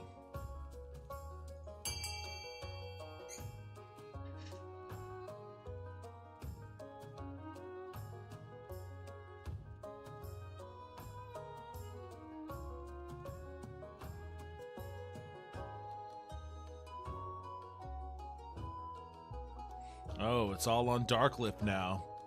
What is the Nemesis gonna do? Ooh.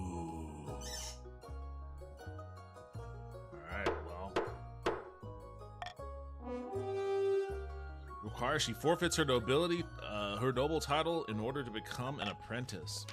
I suppose that is an acceptable compromise. Lulu begins her journey, journey to Kolshaven immediately. Nemesis time, baby. Wait, so what does that mean for? I guess she's still a noble. I guess she could still vote on shit, right? We just took all her money. Oh, they just count her as dead. Oh, you got a number. They counted you as dead. Her successor, Countess Lulu III, inherits her position on the council, but the treasury confiscates the vast majority of her wealth as a payment. Berserk's presence in Kolshaven attracts all sorts of visitors, though the power of their latent magic starts to wilt crops for miles around. Oh. Trade is good, but farming can't go lower. Damn, you don't got shit, Lulu.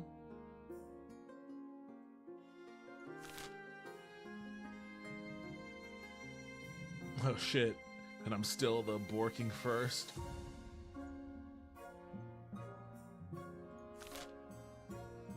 Alright, let's see what an invitation. Let's see what, speaking of Lulu and the East, let's see what's going on in their region. Without a word, Countess Lulu III hands you a blood-red envelope. It is sealed with white wax in the shape of a skull. Inside is a beautifully written invitation to an event called the Crimson Vigil, due to take place on an autumn night later in the year. What is this about? I'm afraid I'll be busy that day. I suppose I shall attend this event, whatever it is. I'm going to attend. I attend all of the events. I will see you next at the vigil, Your Majesty.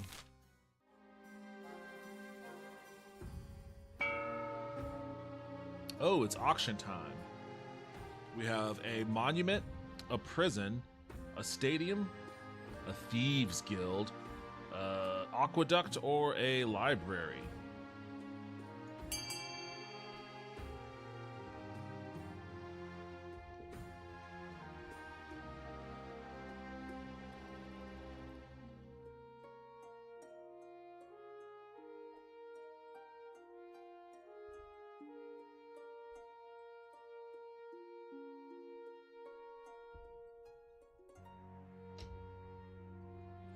Alright, so we have one for the library and one for the aqueduct.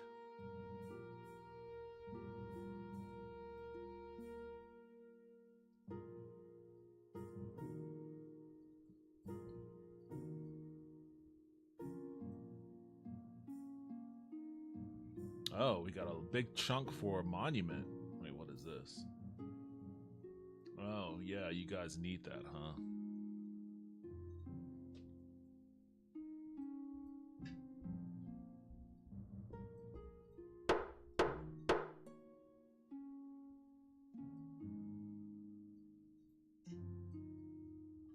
Okay, we got an aqueduct and a library. Nice. You know those. You know what, Vince? Those are actually like very solid. Very solid investments there.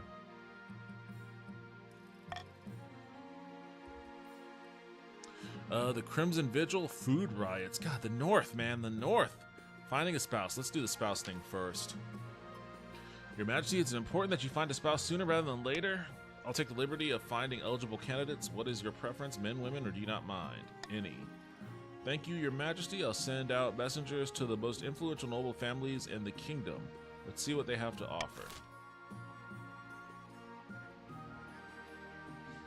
Wait, does that mean I lose my money? No, you still have your money.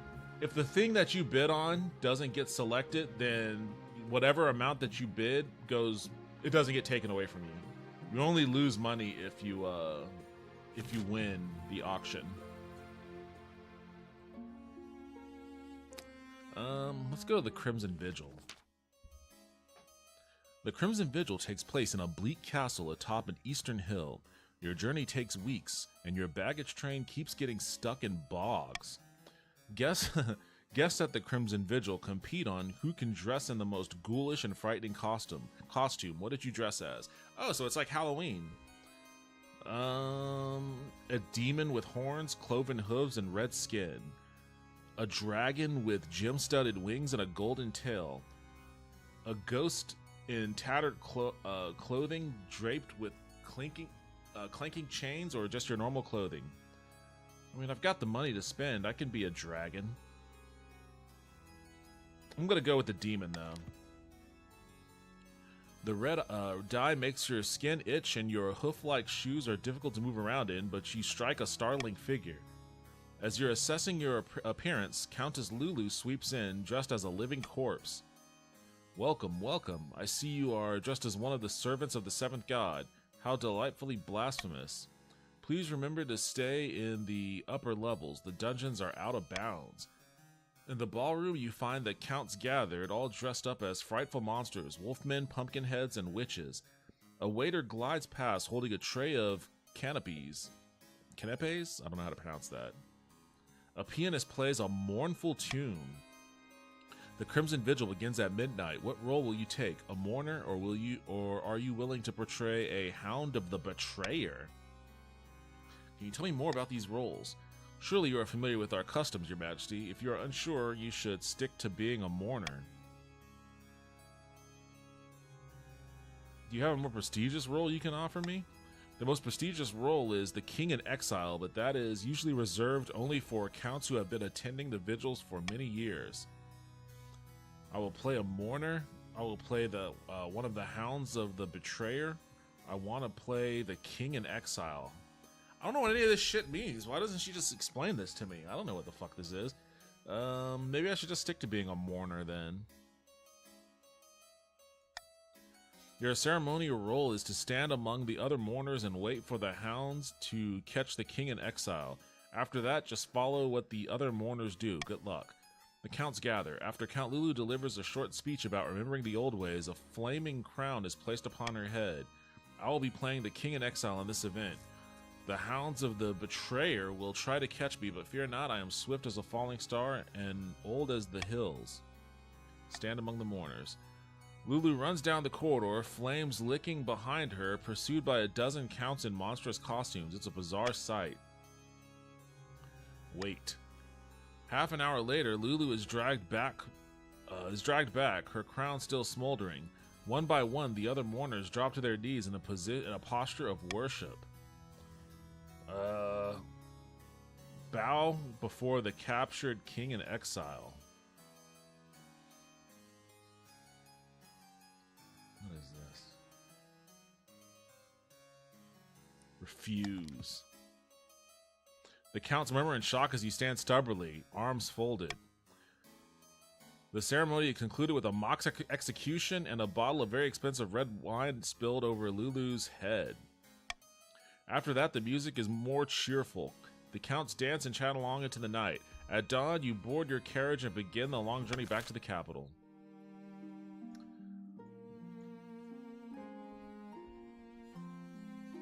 You're welcome. Kinky. There's all sorts of kinky things going on in the East. It's that East Coast thing, I imagine. Down here in the South, where you would think there might be more proclivity to kink, they're just like devout worshippers of a pious god. So they're all buttoned up and not fun at all. And then the fucking North, these guys, these poor sat sacks are just struggling to survive on a day-to-day basis. Every other fucking day these guys have their pitchforks and hatchets. If you knew how to use these fucking tools, you wouldn't be starving all the time. Your Highness, the famine in the North grows worse by the day. Riots are breaking out in all the major townships from Skarma to Thormgard. Starving mobs, yeah, I know. It ain't always the same. Send an army to control the riots, import mass amounts of food from Tavalin and Kurth. The chief should buy up surplus grain from the grandees, order grain supplies to be diverted from the south.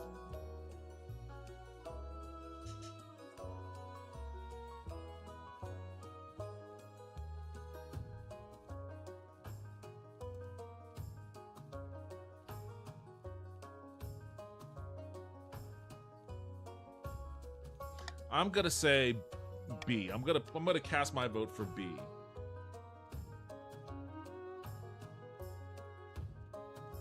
D is good. Order grain supplies to be diverted from the south.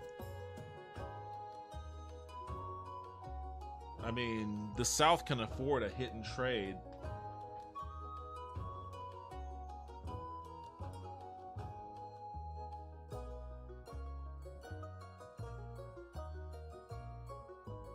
I'm gonna keep my vote on B. Oh, what's up, Siki? How you doing, lady?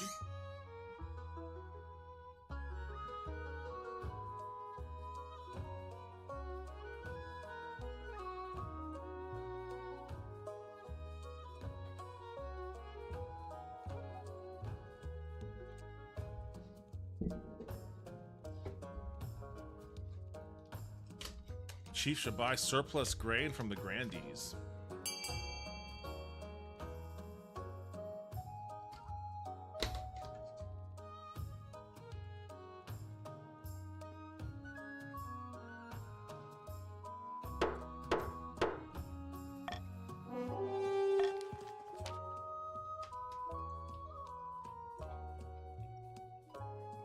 The treasury is open and a tide of gold flows out of the kingdom and into the pockets of the Tavalandese and Kurth merchants. In return, grain floods into the famine-stricken northern lands. Thank you, your greatness. The gods are good. The unrest dies down as soon as the rioters have bread again. It's enough to tide the peasants over into the next harvest, so farming is up to 3.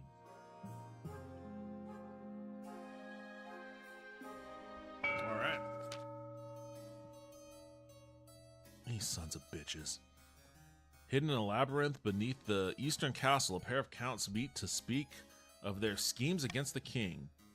The chancellor sent me a fruit basket last week to thank us for our efforts in helping the crown. It's working. Our reputation is secure. Our problem now is the archbishop. His beady little eyes will be focused on us if we're not careful. You must evade him at all costs. For the next stage of the scheme, the counts must lower their faith to 4 or less. The counts never have. Oh, I guess they do. For whatever reason, they do have high faith. Recruiting a wizard. Far to the north, Chief Darklift sits before a roaring hearth, 2 enormous wolfhounds lying at his feet.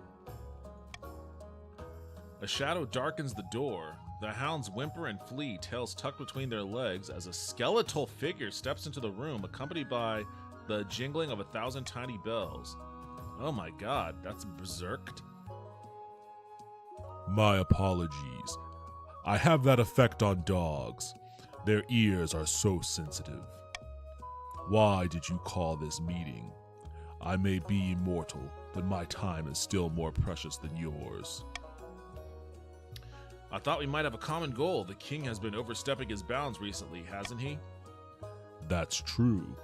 The Watch tried to turn me away from my favorite bakery?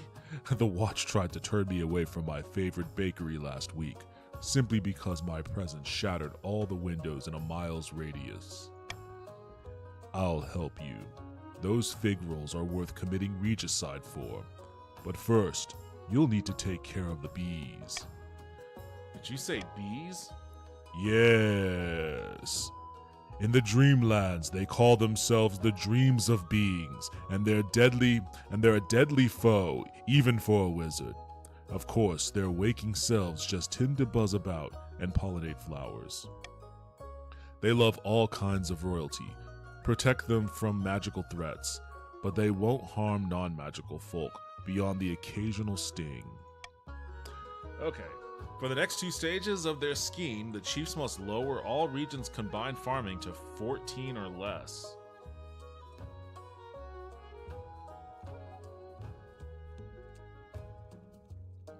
I guess mission accomplished on that.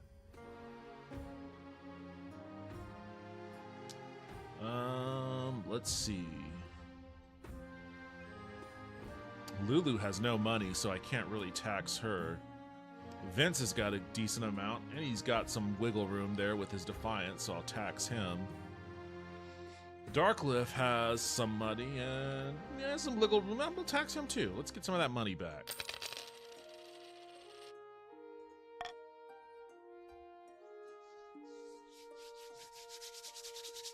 Alright. And not the bees. Got some Wicker Man action going on. Eligible options. I have found 3 potential matches for you. 1 eligible young candidate for each of the kingdoms, 3 regions. Choose wisely, you'll be securing a powerful alliance. The Chancellor leads you to the Great Hall where they've arranged 3 portraits on easels. For now, each is covered by a cloth. Alright, let's see them. They whisk away the cloth from the first portrait. This is Torgir, the firstborn son of Northern Darklift clan. Apparently, he can be a little shy with strangers, but I'm sure he's wonderful when he comes out of his shell. And despite his terror of social situations, he's utterly unafraid on the battlefield. People say he nurses a grudge, though. I can see the appeal, I suppose. Robbery. Consider it a contribution to the stability of the kingdom, Vince. This is Zhenya, the eldest daughter of the Eastern Lulu dynasty. Apparently, they had a hell of a time getting her to smile for this portrait. That's a smile. She lost half her family fortune in the gambling halls, unfortunately. She went missing a while ago, but it turned out she accidentally locked herself in the cellar. She survived on wine for a week. Alright, whatever. And finally from the south, Belcor, the eldest son of the Vince lineage. He's reputed to have an ego the size of the sun, but there's nothing wrong with confidence, right?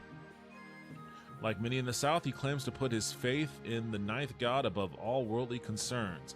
And he's got grand plans by all account. He wants to change the world. Alright, well, you know what?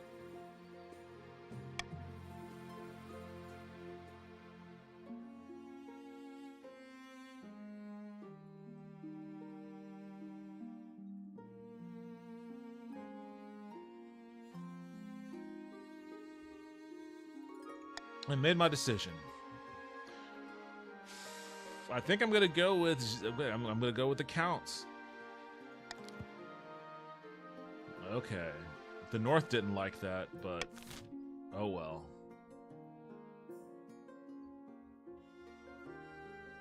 No promises. If I rage you, it happens. I gotta keep those Northerners a little happy. We received a message from the wizard Berserk. We received a message from the wizard Berserk, Your Majesty. I heard it in my mind during breakfast.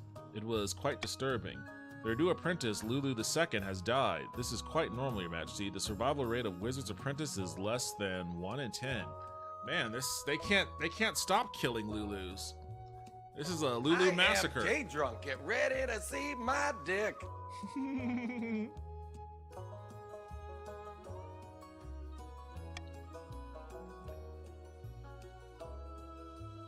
Regardless, Berserk has sent us compensation. How charitable. And what of the damage they've already wrought in Kolshaven? Did we receive any compensation for that? Alas, no. Only this 150 gold. It's not much. Jesus, I guess the life of a Lulu isn't worth all that much. 150 gold? Perhaps the council will have an idea what to do with it. Yeah, just keep it in the treasury. Give it to her successor, Countess Lulu III. Pay the chiefs for the magical damage in Kolshaven. Build a statue celebrating Lulu II's bravery. Keep it in the treasury. Currently, Lulu II has died 3 times.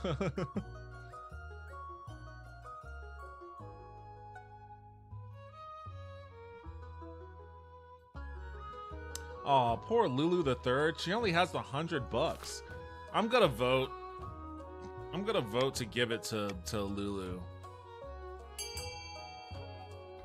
She lost her mom and only has $100 to show for it.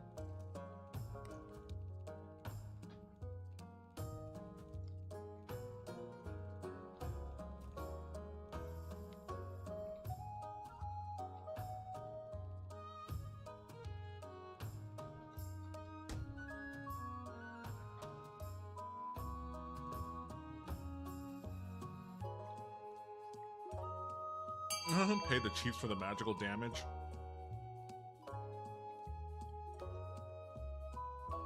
Oh. Vince.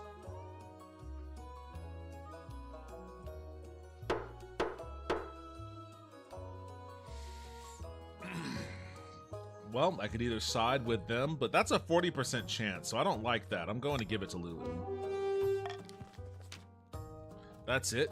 This is an insult to my namesake's memory. Who does this wizard think they are? Well, hey, I mean, I'm just forwarding the money here.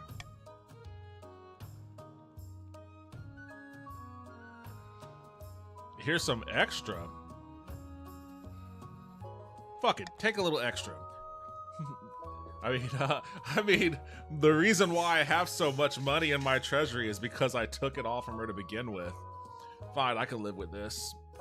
There, you got a little extra money. You hope this doesn't start a trend of nobles asking for money every time a relative kicks the bucket. You be bankrupt within a month.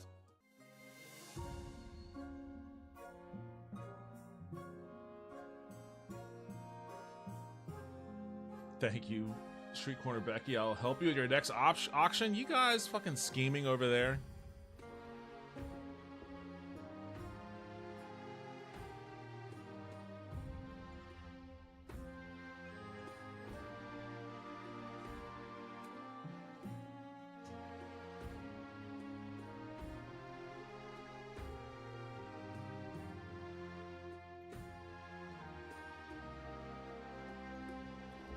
Anyways, a plague of rats. Oh shit, hold on 1 second.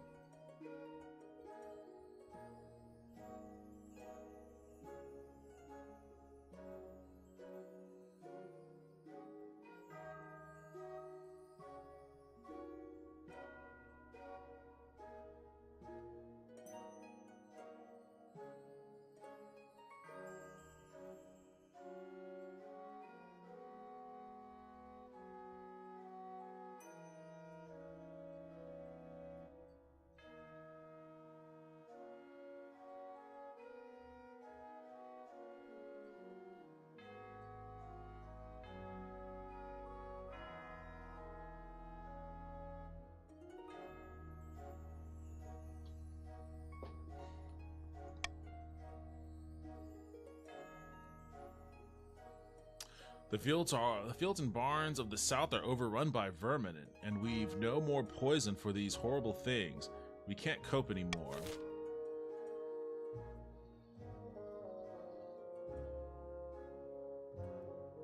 Can the council help resolve this southern rat plague? They're gonna make me go full chaos. Lulu will have a Joker moment. He's turning into the Joker. Tennessee beat Kent State 71-0 today and was 65-0 at halftime. Like, why even come out after the half? They should have mercy ruled that game. Like, seriously, like, people get hurt playing football. Like, if there's no chance at victory, then why risk the injury? All it takes is one bad day. Alright, what are we doing here? Take the rat and go. The South can handle this alone.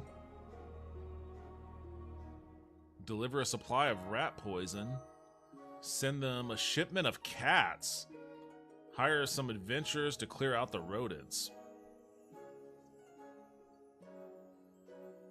I've never done this royal gamble before. Plus 600 treasury if the nobles vote for the selected option. If the nobles vote otherwise, minus 200 treasury. So I pick one? I say, because I'm a fan of cats, I'm gonna do a royal gamble on the cats, and if you guys pick it, then you know what? I'm only out 100 gold. We solve a rat problem. We get to play with a bunch of kitties, and I'm only out 100 gold, so let's go with C. Oh, what's up, Galby? I was talking about you.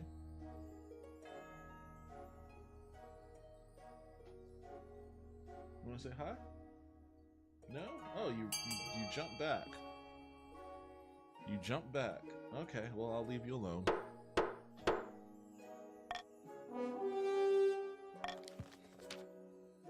Alright.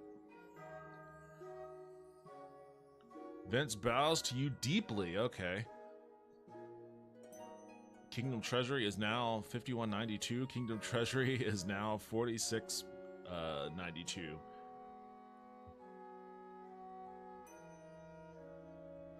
Wait, how did that math work out? Was this the money from...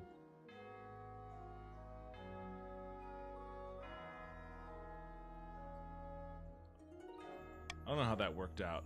I can't thank you enough, Your Majesty. You send a caravan of cats over to the south. By the time they reach their destination, they're both hungry and very angry. The perfect rat-catching mindset. Wait to hear what happens. Soon the rats are gone, and most households in the south have a very satisfied cat guarding their food. You hope the kittens don't become a problem. And then you get the snakes to eat the rats. Then you get monkeys to eat the snakes. Then winter comes and the monkeys die. Circle of life. Oh, I don't want to think about frozen monkeys.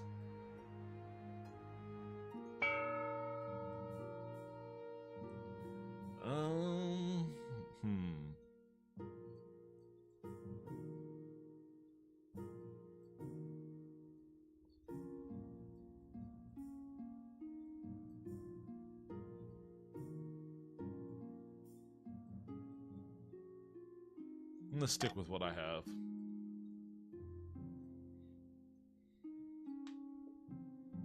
The royal wedding. Your wedding to Xenia is naturally the talk of the kingdom. Nobles and peasants alike travel from across the realm to attend. For a week and a day, the capital is one giant party. It feels like you're the only one not taking part. Instead, you're getting ready for the ceremony. Soon enough, you're standing in St. Bertrand's Cathedral with Xenia at your side. Do you take this woman as your lawfully wedded wife? I thought we were both dudes in this. But sure, yes, I do. And I pronounce you king and wife. After the wedding, of course, there's a feast, and after the feast, a dance. Your new wife, Xenia, refuses to dance at all, preferring instead to brood in the corner. By the time you find yourself alone with Jaina, it's past midnight, and you never felt more tired. Did you see the 8 crows perched on the church tower as we walked into the cathedral? A dire omen. I'm sure it's nothing to worry about. Your words don't seem to sink in. Instead, Jaina bursts into tears. What the fuck?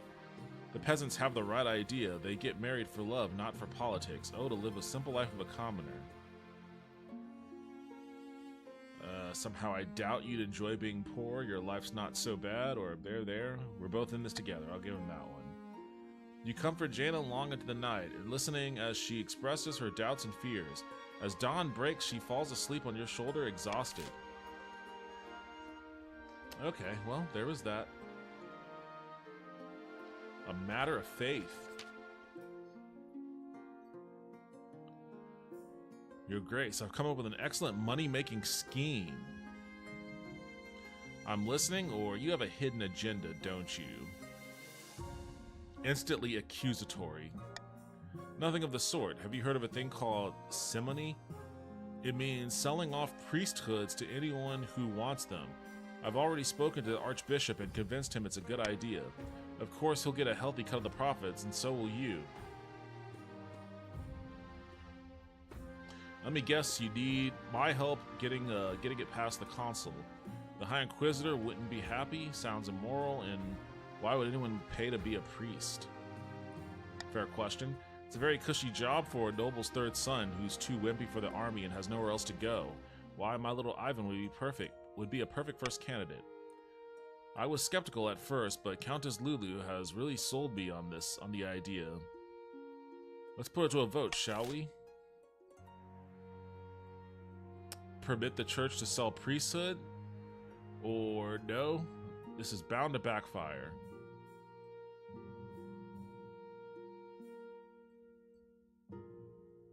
What's up, jerks? Ah, young love. Yo, they need less faith. Don't give them the chance. Lower your own faith to 4 or 3. How does this lower their faith if they're like trying to I guess it cheapens the church. I'm gonna veto. Permit the church to sell priesthood.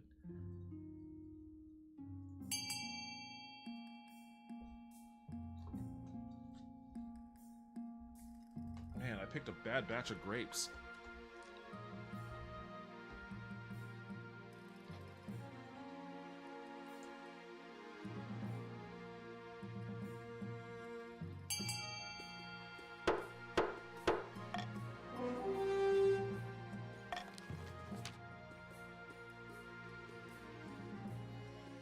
By the blood of the dead, you try to help people and they spit in your face. Better luck next time. What kind of grapes, red or green? Both. I went to a local grocery store and they package them up in these little... Let's see.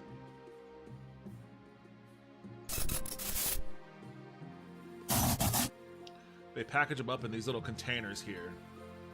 And like, most of the time, I like grapes that are crisp. Crisp, crunchy, and just a little bit sour. And these are all mushy. Well, that one I just ate was a crisp. Oh, this is a crisp one too. But most of these in here are like a little mushier than I like.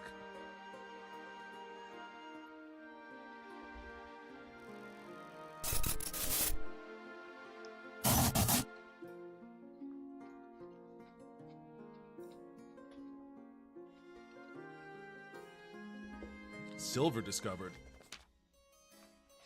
No HEBs here in Missouri. Yeah, it's just a Texas grocery store. It's just a Texas chain. It's a pretty good one too. It's a great grocery, but I don't think there are any outside of Texas. Excellent news from the East, Your Highness. Prospectors have discovered deposits of silver on my land. Mining will begin. Wait. Grandees Vince waves an ancient parchment. The silver belongs to me. The deposit is on our side of the border, and this scroll proves it. This could get nasty, Your Majesty. The border dispute between the East and the South has always been highly contested. I'm beginning to think that the East is the problem here. They've always got some shit with the North and the South. A, the East owns the silver, they claimed it first. B, the South is entitled to the land, they have some paper that says so. Both regions must share the deposit.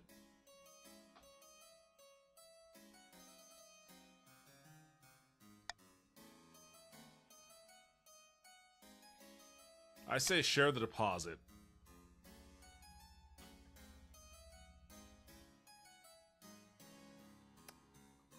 I'll help you... Wait, what? I'll help your vote if you help my next vote. Apparently there are some in Mexico. Really? There are HEBs in Mexico?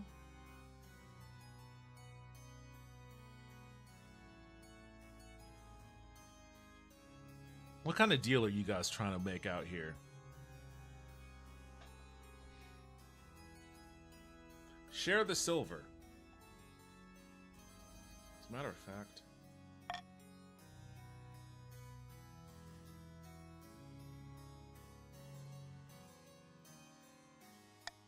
Yeah, I'm gonna say share the silver. Hey, what's up? Oh, what'd you run away for? Hedge funds have included buying up grocery chains along with veterinarians and hospitals in their model for capitalist strangulation of America. Yes, I know, which is why I think they should all be, like, radically destroyed. They should be utterly obliterated. You sons of bitches.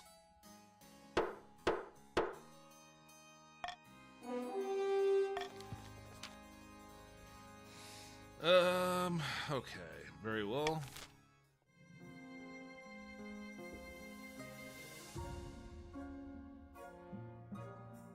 Wait, so you got that silver deposit, that silver mine, and you didn't get any money out of it? But yeah,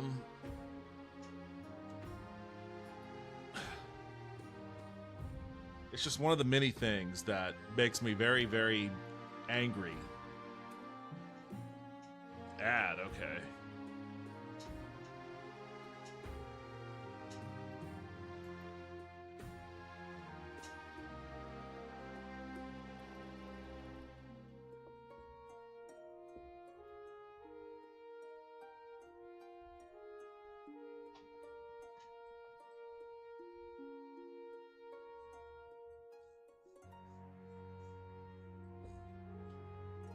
I'm back. Hey, I will say, it is September. It is September, so you get those cheaper subs. Helps avoid those ads. But yeah, I was just saying that one of the things that makes me angry is that like nobody is talking about how private equity is just owning everything. Like they're buying up houses, they're buying up all the veterinarians, they're buying up all the groceries, they're just buying all full swaths of industry, and it's just destroying everything. And we still like, and every time I hear, you know, Kamala's campaign talk about like fucking, you know, tax cuts for small businesses and shit like that, like all this stuff that's just geared towards juicing up venture capitalists, like I get doomed. I'm doom pilled every time I hear her speak. I mean, we should be in such a better position to like fight against that shit, and instead we're just gonna feed right back into it and make everything worse. The CEO of HEB's name is Charles Butt. Well, that's the founder of HEB. Is that's what the B in HEB stands for.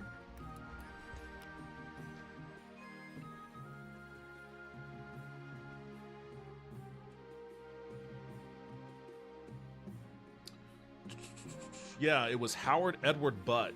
So Howard Edward Butt is the founder of HEB.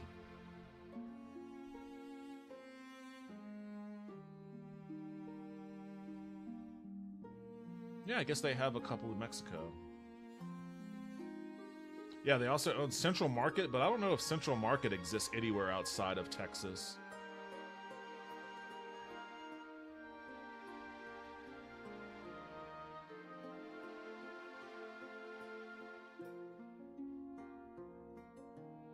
I like HEB a lot, but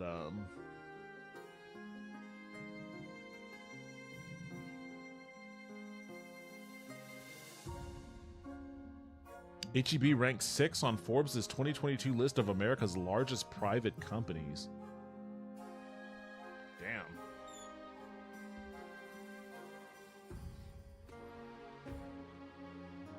Cats as leaders like ye old Egyptians. The owner of Tito's family name is Beveridge. I didn't know that. Or is it Deep Eddy? It might be Deep Eddy.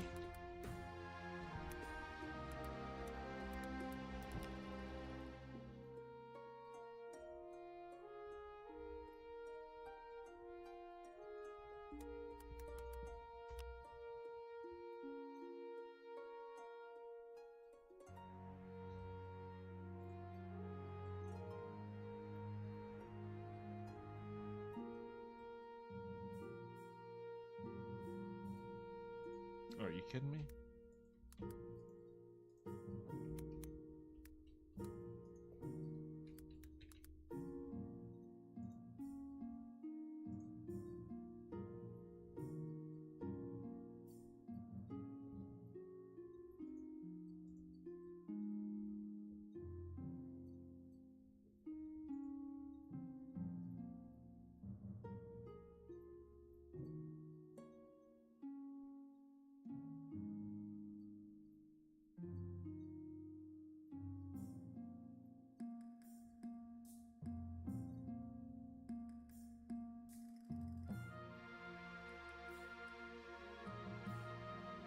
Okay, that doesn't have any information on that.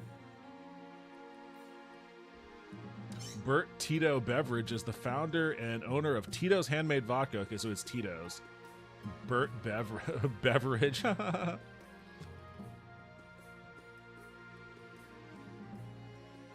am not blue, time to rep the North. Shit, never mind. Yo, first time chat from 420 Fate. Welcome to the stream.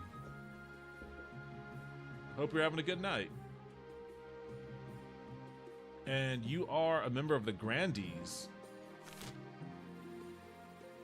I guess I'm done with this season. The prophesized Knights Herald has finally manifested on Celeste Oth, taking the form of a humble noble known as Balthazar, who hails from a farming town in the southern hills. or so the Grandees claim. Haha, peasants all over the south are flocking to you, Balthazar. I knew you could do it. The plentiful crops have been a significant boon to our economy. That's what I call a miracle. Praise be, but this is just the beginning. With him on our side, we will capture the minds of the common folk and lead a holy crusade against the false king. The people still need a push, however. With just the right amount of chaos, the peasants will take up arms and die for you. For the next stage of their scheme, the Grandees must lower stability to 4 or less in 2 seasons. Will y'all stop fucking with my stability?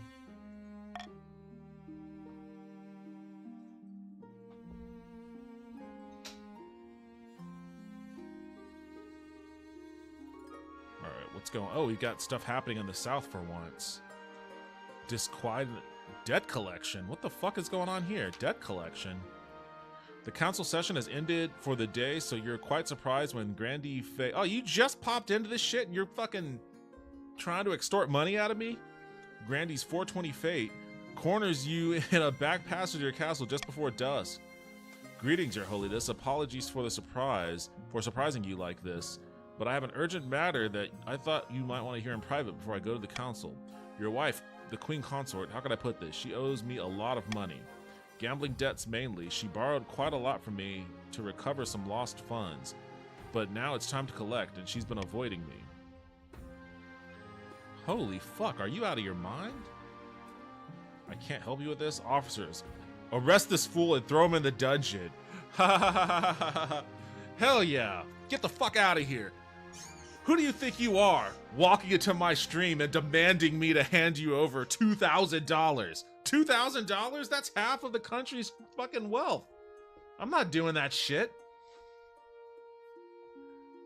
The Grandees don't look too favorably on your unwarranted arrest, but a few nights in the darkest cell of the dungeon are enough to persuade 420 Fate that it's in his best interest to let these debts go. Yeah, just let them slide. Just let them slide. It ain't that big of a deal. It ain't that big of a deal. You release him once an agreement has been reached. He'll think twice before threatening the Queen Consort again. Alright, just have to take care of a little bit of that dirty business there. 2 military not looking too hot for us. But I mean, I think that's a part of what you need, though. For, Oh wait, that's farming. Wait, 2 military. I was looking at the wrong one. Yeah, that's well, the South doesn't get into too many wars. Take it all. That's a raiding? What, you're gonna try to... What are you trying to raid for? Grand events. Your Highness, my peasants acute... Look! Oh, jeez. Oh, wait, this is the South. Okay. I thought... Every time I see an angry mob, I think it's the North. It's the same guys, though. They just moved to the South. They got sick of being poor and starving in the North, and they all moved down here, but they did not get rid of their rioting ways. Your Highness, my peasants accuse me of hoarding wealth. Me. Well, I mean, you do have almost 2,000. You have almost, well... Yeah, you're the richest noble. Vince, you are the wealthiest noble. Worse, they're throwing down their tools and burning their belongings, saying they want to live an ascetic life, and that I should do the same. They want to match their outfits with their decor. They want to have more exercise. What nonsense. I wish I could do that. I'll say what nonsense. Quite so, Your Majesty. They don't want to be pinned down by worldly possessions, but burning them is quite the overreaction. The ringleader of this movement is a philosopher called Ortega. She calls herself a voice of the ninth god, and the peasants hang on her every word. They'll be at my door any moment. Alright. What are we doing about Ortega? How should Ortega and her anti-wealth followers be dealt with? Send someone to infiltrate the cult? Aggressively break up Ortega's meetings, fire the troublemakers, and hire new servants from the north.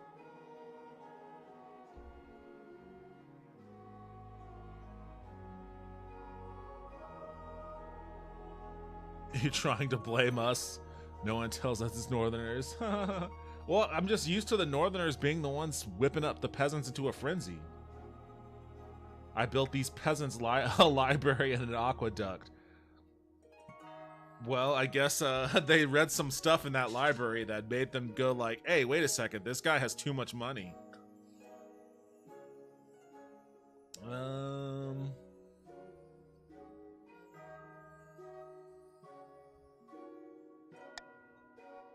gonna veto that one.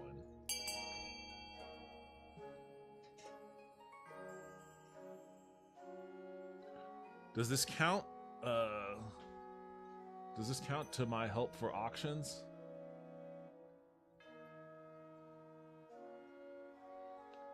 Not yet, you scheming assholes.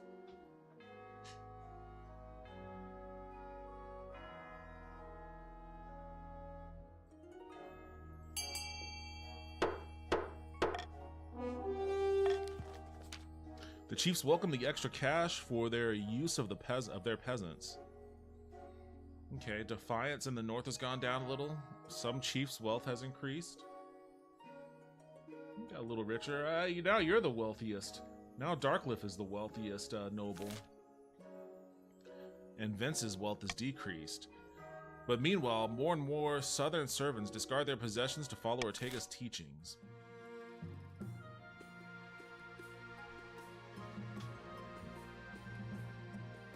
God, my typing is not on game today. It's getting late into the evening. Maybe have you had a few? You're getting a little tipsy. I might have to do that here in a second myself. Although I can't go too hard because I gotta drive my mom to Waco tomorrow. Your Highness, you recall the silver deposits between the east and the south? Our miners followed a rich vein and broke into a series of small caverns lined with smooth silver. What's more, there are tunnels leading to the surface. The surface of the south, Your Highness. The mine is ours, and as I've always said, I refer once again to the official documents. Murmurings rise among the council. Should Vince be allowed the silver after all? The grandees can also mine from the deposit. These official documents must be investigated. The decision has already been made. Leave this alone. I'm going to vote to investigate these documents. I want to figure out more about what's going on here. We need to figure out what's going on here.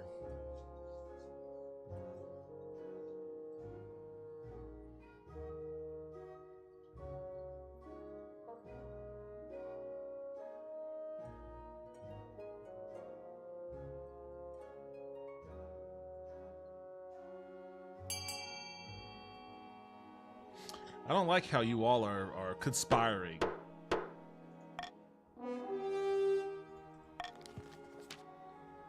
The counts are relieved with your decision, while the grandees complain that they can hear pickaxe strikes thudding below their feet.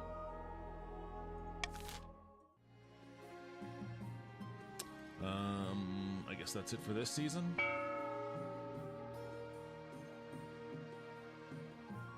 Ad? How are you getting an ad? I don't see one running.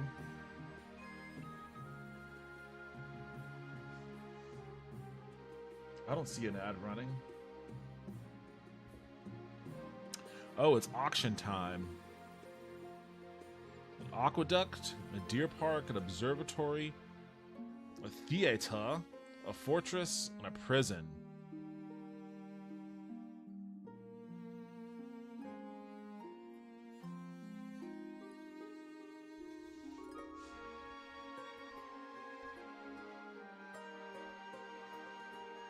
Dark's not in America, different ads.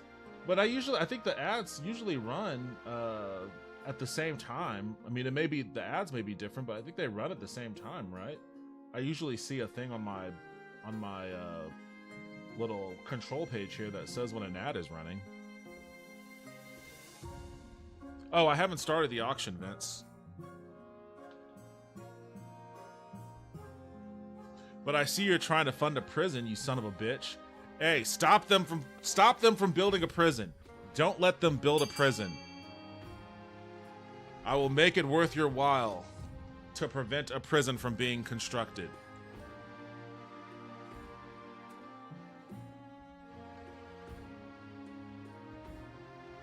Man, all these grapes are mushy.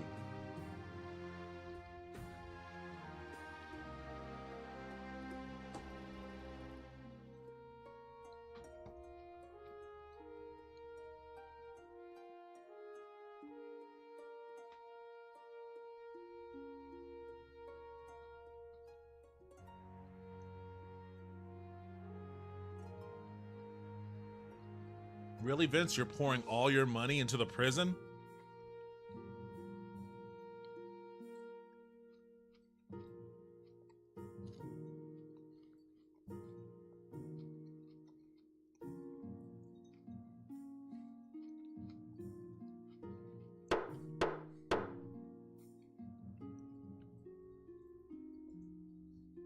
A deer park and a prison.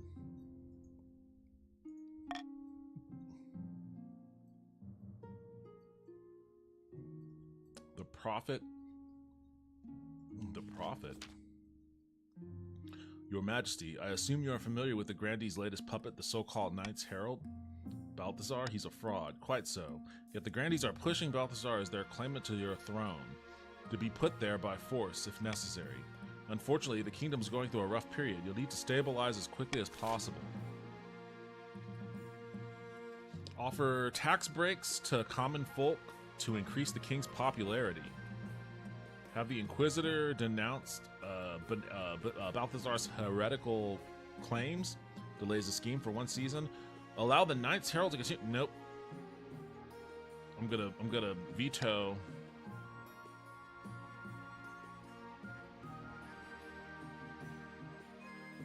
That.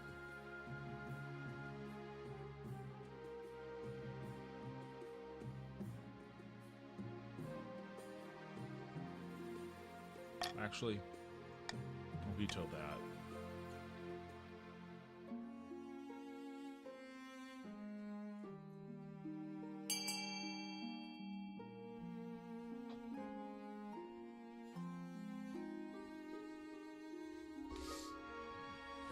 Oh, it lagged for a second. I didn't mean to put that much.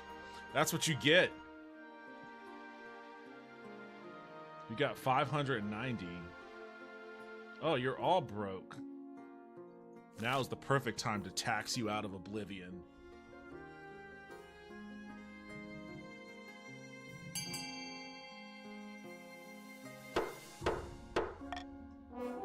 Okay. Your financial changes prove popular among the common folk who throw their newly freed cash into recreational pursuits. You can only hope it's enough to stave off the Grandees.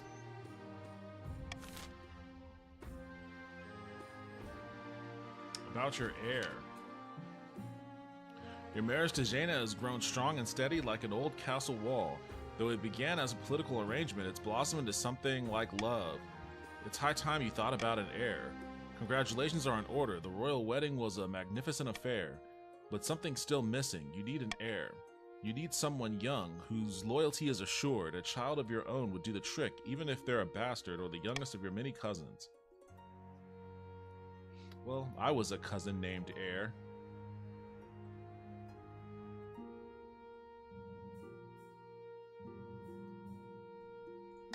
I'll do it the traditional way.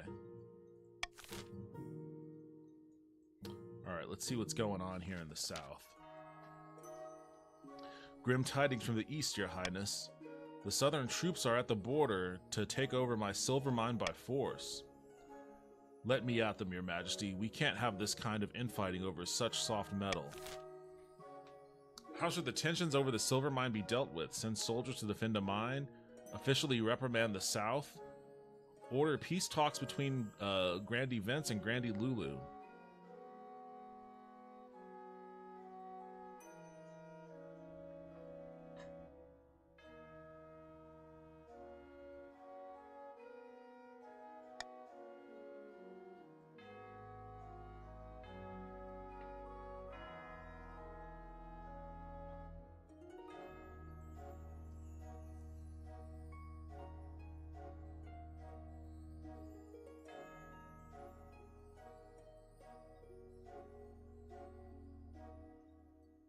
gonna vote for B.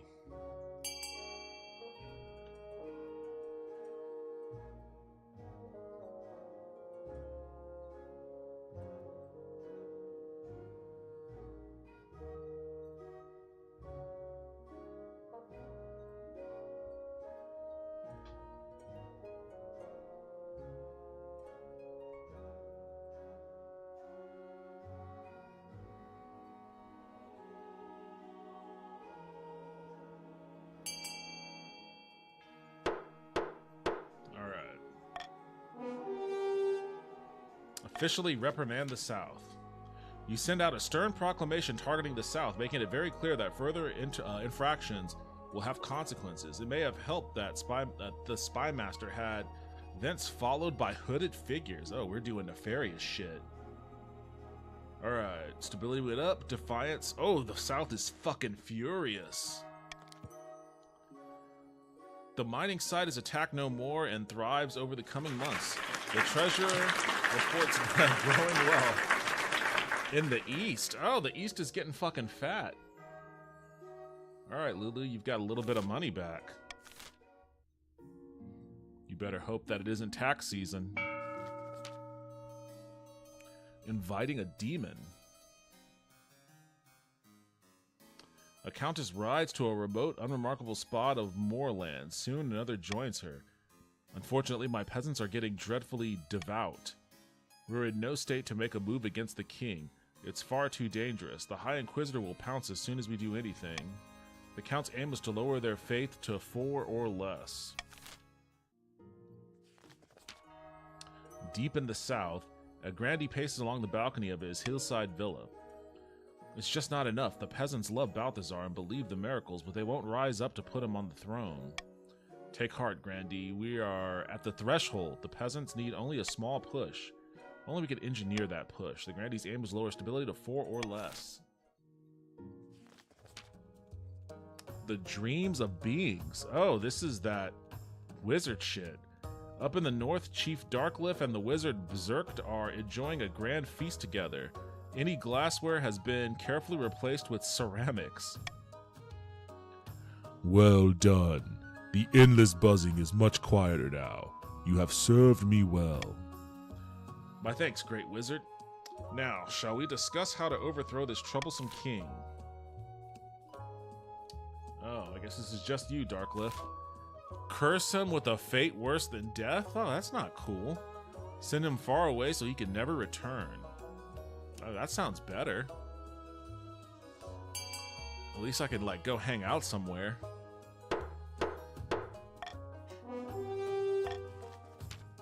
Far, far away?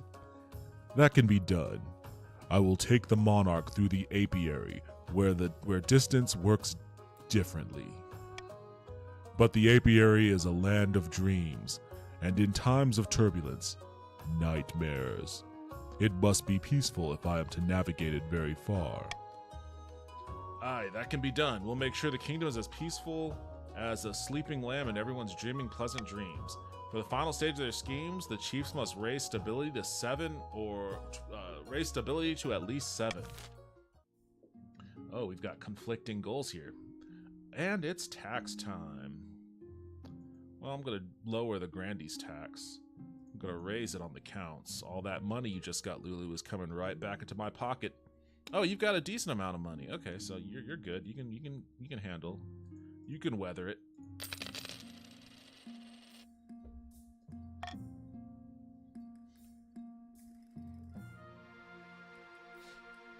B stands for better in the frozen wastes.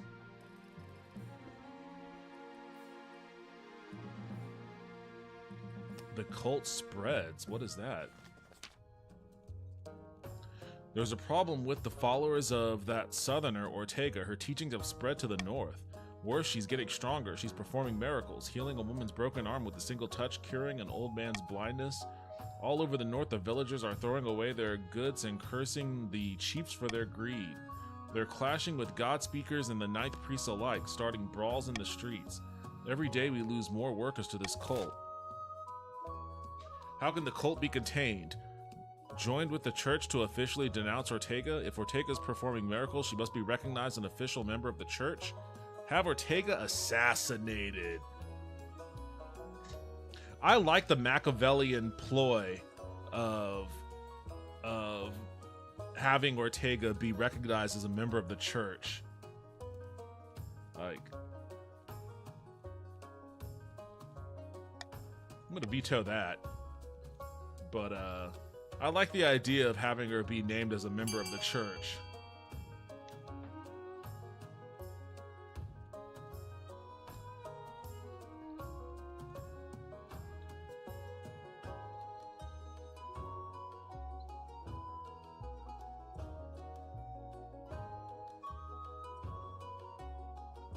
You can overtax me if you like. I'm not afraid of the revolution. Fair enough. In the meantime, though, join with the church to officially denounce Ortega. Oh, that's not gonna work. Oh, it did work. All across the land, the archbishop and his priests destroy Ortega's reputation. They call her a witch, a con artist, and suggest that she's stealing possessions her followers are giving up. Well, shit. There you go. Slowly, her followers dwindle. In the end, one turns her into the church investigators. You expect her to arrive at the capital soon. Well, damn. Nice. Good job. Good job on that vote. Good job for that vote. Ah, row of the three. My heart. I have a proposition for you. So, you know I like playing cards, right? I'm playing at Split Tournament in a few months. Do you want to come with me? I probably won't win. It's just for fun. Doesn't the church frown on gambling?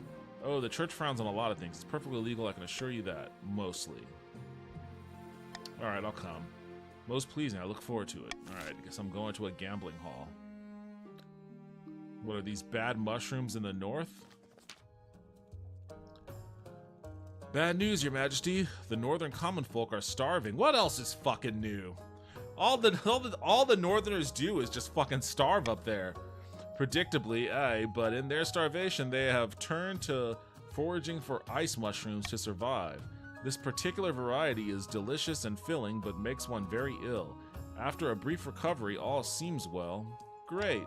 The next morning, the unfortunate soul rises from their bed in a fugue state, wandering the streets as though touched by a demon. Then they drop dead. The mushroom is so dangerous that my servants are calling it the sixth god's bane. It sounds rather useful. Oh, well, I couldn't comment on that. If we can't get more food in the north, we should at least tell the peasants what the sixth god's bane looks like. Pay the chiefs to harvest mushrooms. Pay the chiefs to harvest mushrooms for the spy master. The other nobles must send aid to the north. Ensure people know how to recognize the sixth god's bane. I'm gonna vote to juice up my spy master. We got some killing to do. Help us do some killing.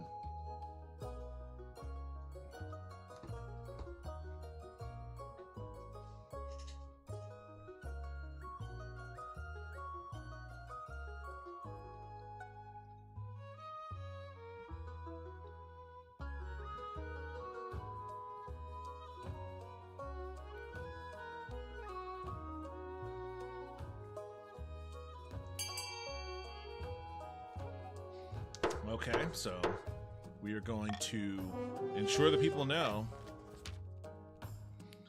You have a bard compose a catchy slogan warning of the six gods' bane, which is soon hummed throughout the kingdom. If you see a mushroom glisten, your life depends on if you listen. If it's wet without the rain, your final meal is the six gods' bane. The catchy tune works a charm, and the common folk soon learn which mushrooms to avoid. A new trend of fungus farming springs up across the north. Okay, well, I guess that succeeded. Which one is that? Oh, that's what the North needed. I was right in that spot between both of these things.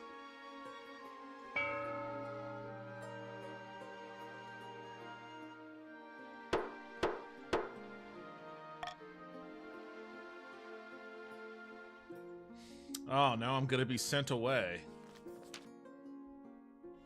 It's been a long day, coming after a long week and a long year, come to think of it. You're ready for bed. Good night, dear. So tired. You climb into bed, cuddling up to Zhenya. You're asleep as soon as you close your eyes. You dream that you're in a vast, glittering city of magnificent spires and floating temples. You're surrounded by strange little fairy folk with golden eyes and golden tongues. They're trying to warn you of something, but you can't quite hear them. Then they're swept away by an invisible force.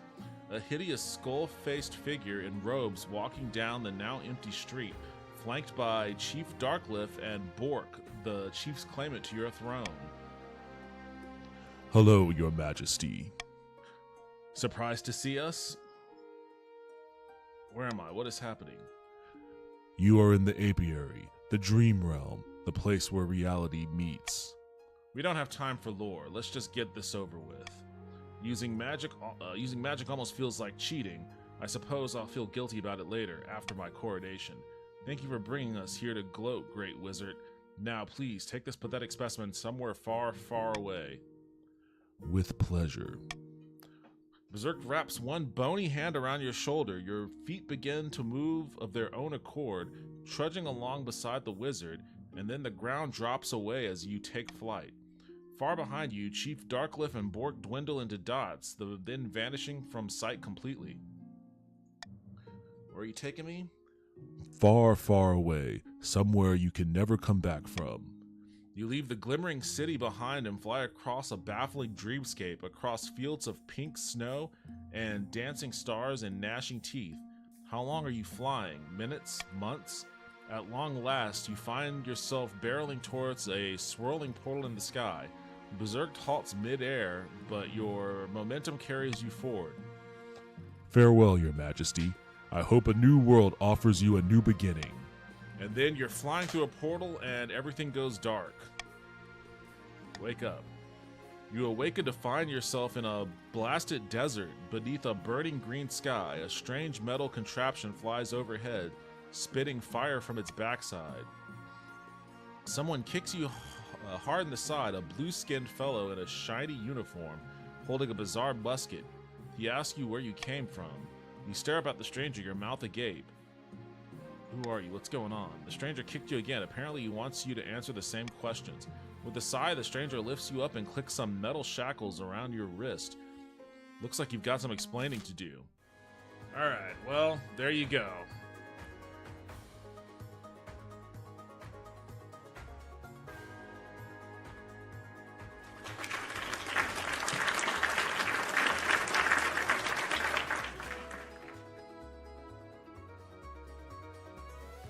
Yes, let's go.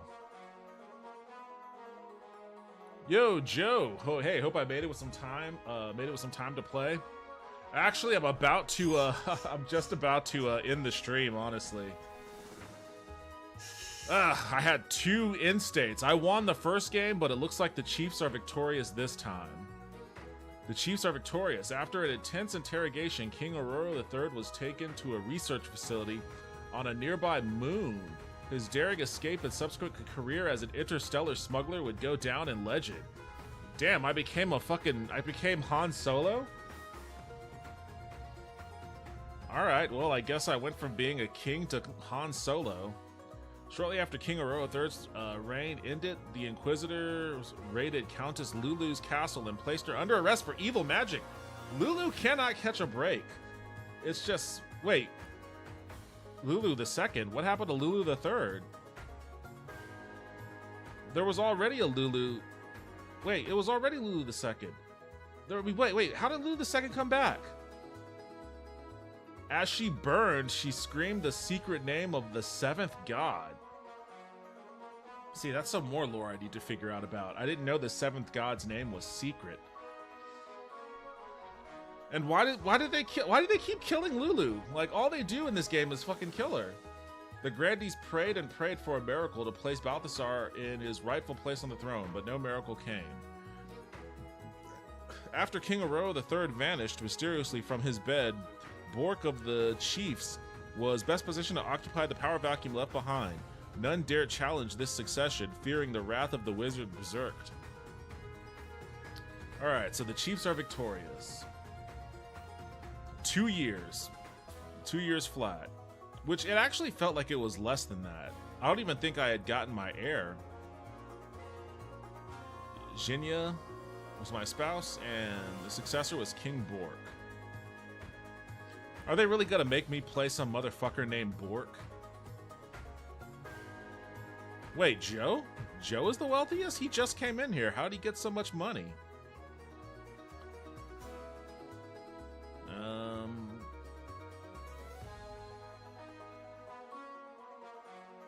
I don't know, it's kind of weird that I had such high authority and high stability and yet somehow was still deposed.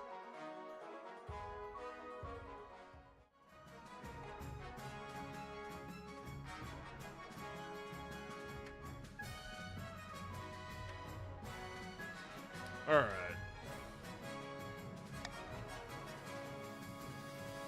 King Bork. Look at this guy. Look at this guy. I can already tell this dude's a loser. Lulu II just died for a 4th time. Lulu II died when the king won. She died in a dungeon upside down. She died when she left to be a wizard. You got all her money. She died training to be a wizard and was worth 150. Did she just die the 4th time? I don't get why they were killing her so quickly, or so often rather. That was a quick one. It was quick. That was pretty fast. I don't know why that ended so quickly.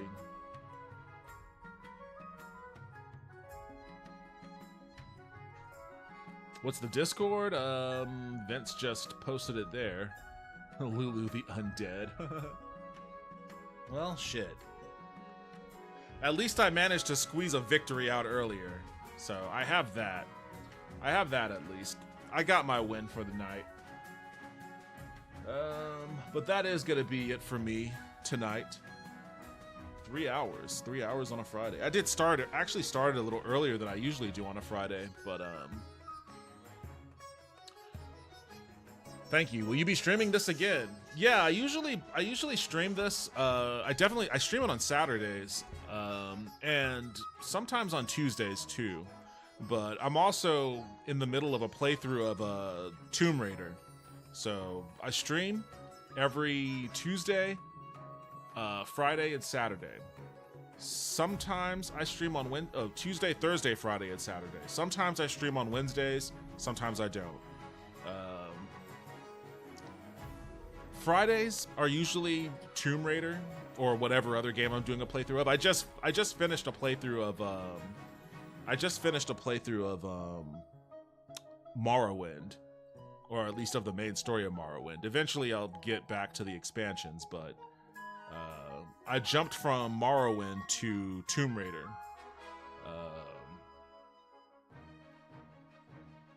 Yes, I have been hanging at his place to stream on Saturdays, but this week got ahead of me.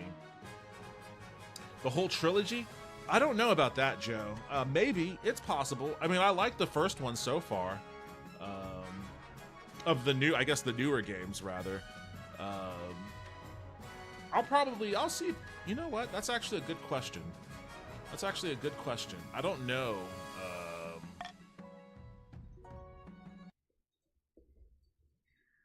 Let me see.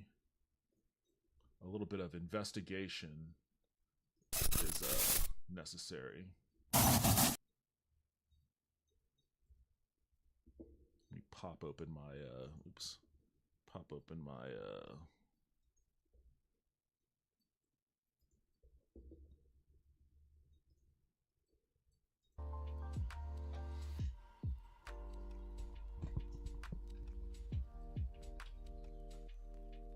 So this is the one I have.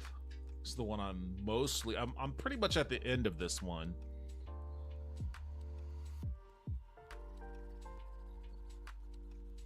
Oh, they remastered the originals? I didn't know they remastered the originals.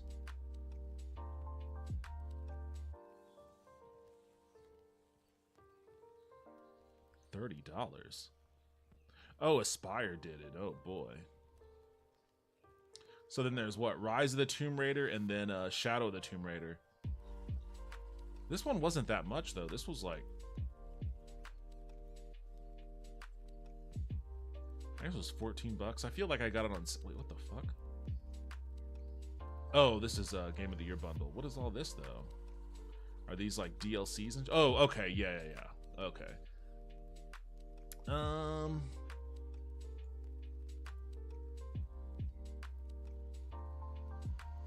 Season pass? What the fuck is a season pass needed for this game? God, I really hate modern gaming sometimes. Yeah, I guess I could do a trilogy run. I could do a trilogy run. I mean, this game came out in 2016 and they're still charging 30 bucks for it, which I think is a little suspicious. Wait, what the fuck? Hold on a second. Why?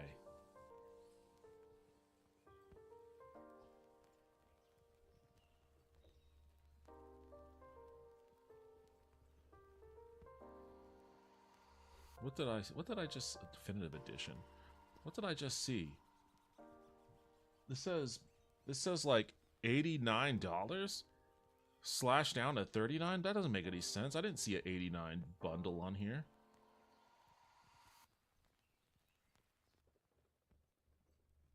Unless it's just okay, I guess it is this one. The definitive edition, which what does it have? Deluxe extras. Okay, just has some extra stuff. Oh boy, they really are squeezing those extra pennies out of you on this.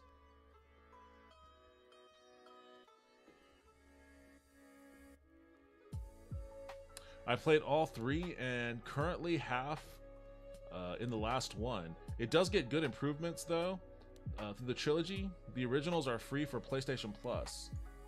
I'll play them.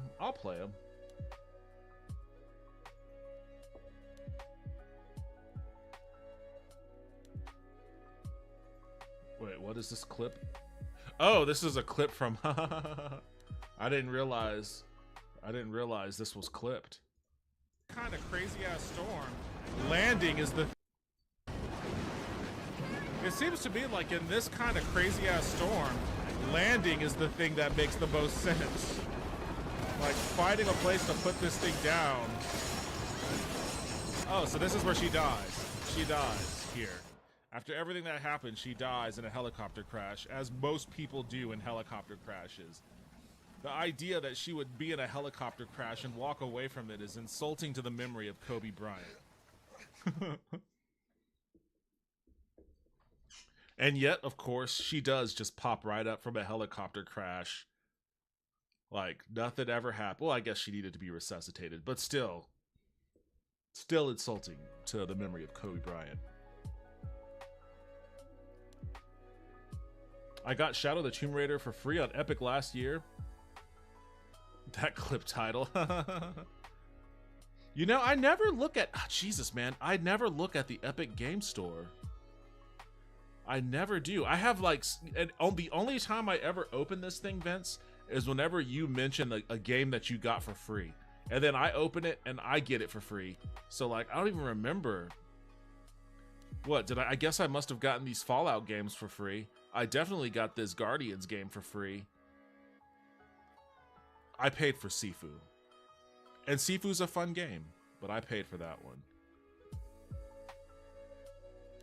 I thought I had more. Actually, I thought I had more free games than that. Maybe I don't. I gotta start paying more attention to the Steam store.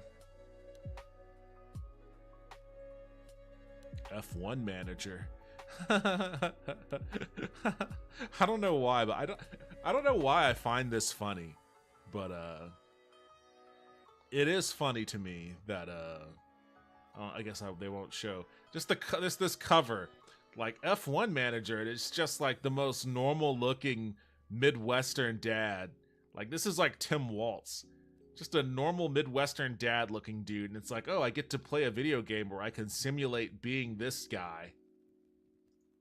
You know? Which I'm sure is fun if you like F1 racing. Oh shit, they have a Star Trek cell going. I haven't played a Star Trek pinball. I haven't played a Star Trek game in ages. Free games, Rugrats Adventures in Gameland. Super Crazy Rhythm Castle. Okay. Nothing that piques my interest. What do I have in my card? I didn't know I had... Oh, I had Alan Wake 2 in here. This has been in here for a long ass time then. It's on sale. I did beat the first Alan Wake, so I could be due for an Alan Wake 2 playthrough. I've got some titles. I've got some titles to get to. But that'll be for next time though. For now, this is it for me.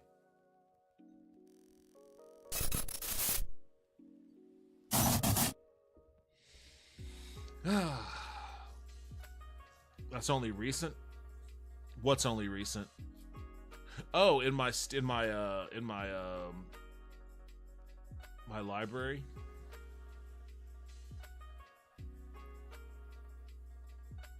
I don't think so. I think it's sorted by recently purchased, but it's showing everything. So that's all I got. I should play those Fallouts too. I need to put these on. I need a calendar. I need a calendar of when to play this shit, honestly. Got me looking at that Guardians of the Galaxy. From everything I've heard, it's a fun game. I just haven't played it yet because I never opened my Steam launcher, or my Epic Games launcher. But I've heard that it was actually a pretty good game. So that's the reason why I grabbed it when it was free. I do want to play it. I just have to remember that I have it. I have the damn thing. You know, same with the GOG launcher, because I got that to play Legacy of Kain. It's all spread out. Everything is spread out, but you know, with all the conversation around the PS5 Pro, it reminds me of how I've definitely become a PC gamer now. Like, I have no interest. I never thought I'd ever be that kind of gamer. I mean, the massive bulk of my gaming life has been exclusively on consoles, but you know, these past 2.5 years after building this PC and the one downstairs, I have no interest in going back to consoles. Like, I still have like my old, like right over here, I have my shit. Ugh. If I can show you. Right over there, I've got my PlayStation 2, my PS4, my Dreamcast, Xbox One, Saturn, the little taco for my Switch, because my Switch is in my bedroom. Like, I've got my consoles, and I still occasionally, like, play them on stream, but I just don't have an interest in console gaming anymore. So, of course, I'm not the market for that $700 PS5. But hey, if you are, then I hope you're happy with it. But that's it for me tonight. I will be back streaming on Tuesday. Thank you, everybody, for joining me. I appreciate it, as always. And thank you for the follow, Darklift. I appreciate it. Welcome to the stream. Welcome to the community. 420 Fate. I hope you do the same. But if not, I hope I see you next time when I play this title, which will be on. I don't know if it'll be Tuesday. I don't know. I'll have to see what Tuesday looks like when I pop online. But I will be playing it Saturday for certain. I'll be playing it on Saturday.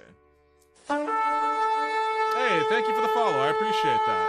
I appreciate it. And everybody, have a good rest of your evening, or whatever it might be where you are. Hope you have a good rest of your weekend, and I hope to see you when I stream next on Tuesday. But if I don't, then I hope I see you when I see you next time. Take it easy, y'all.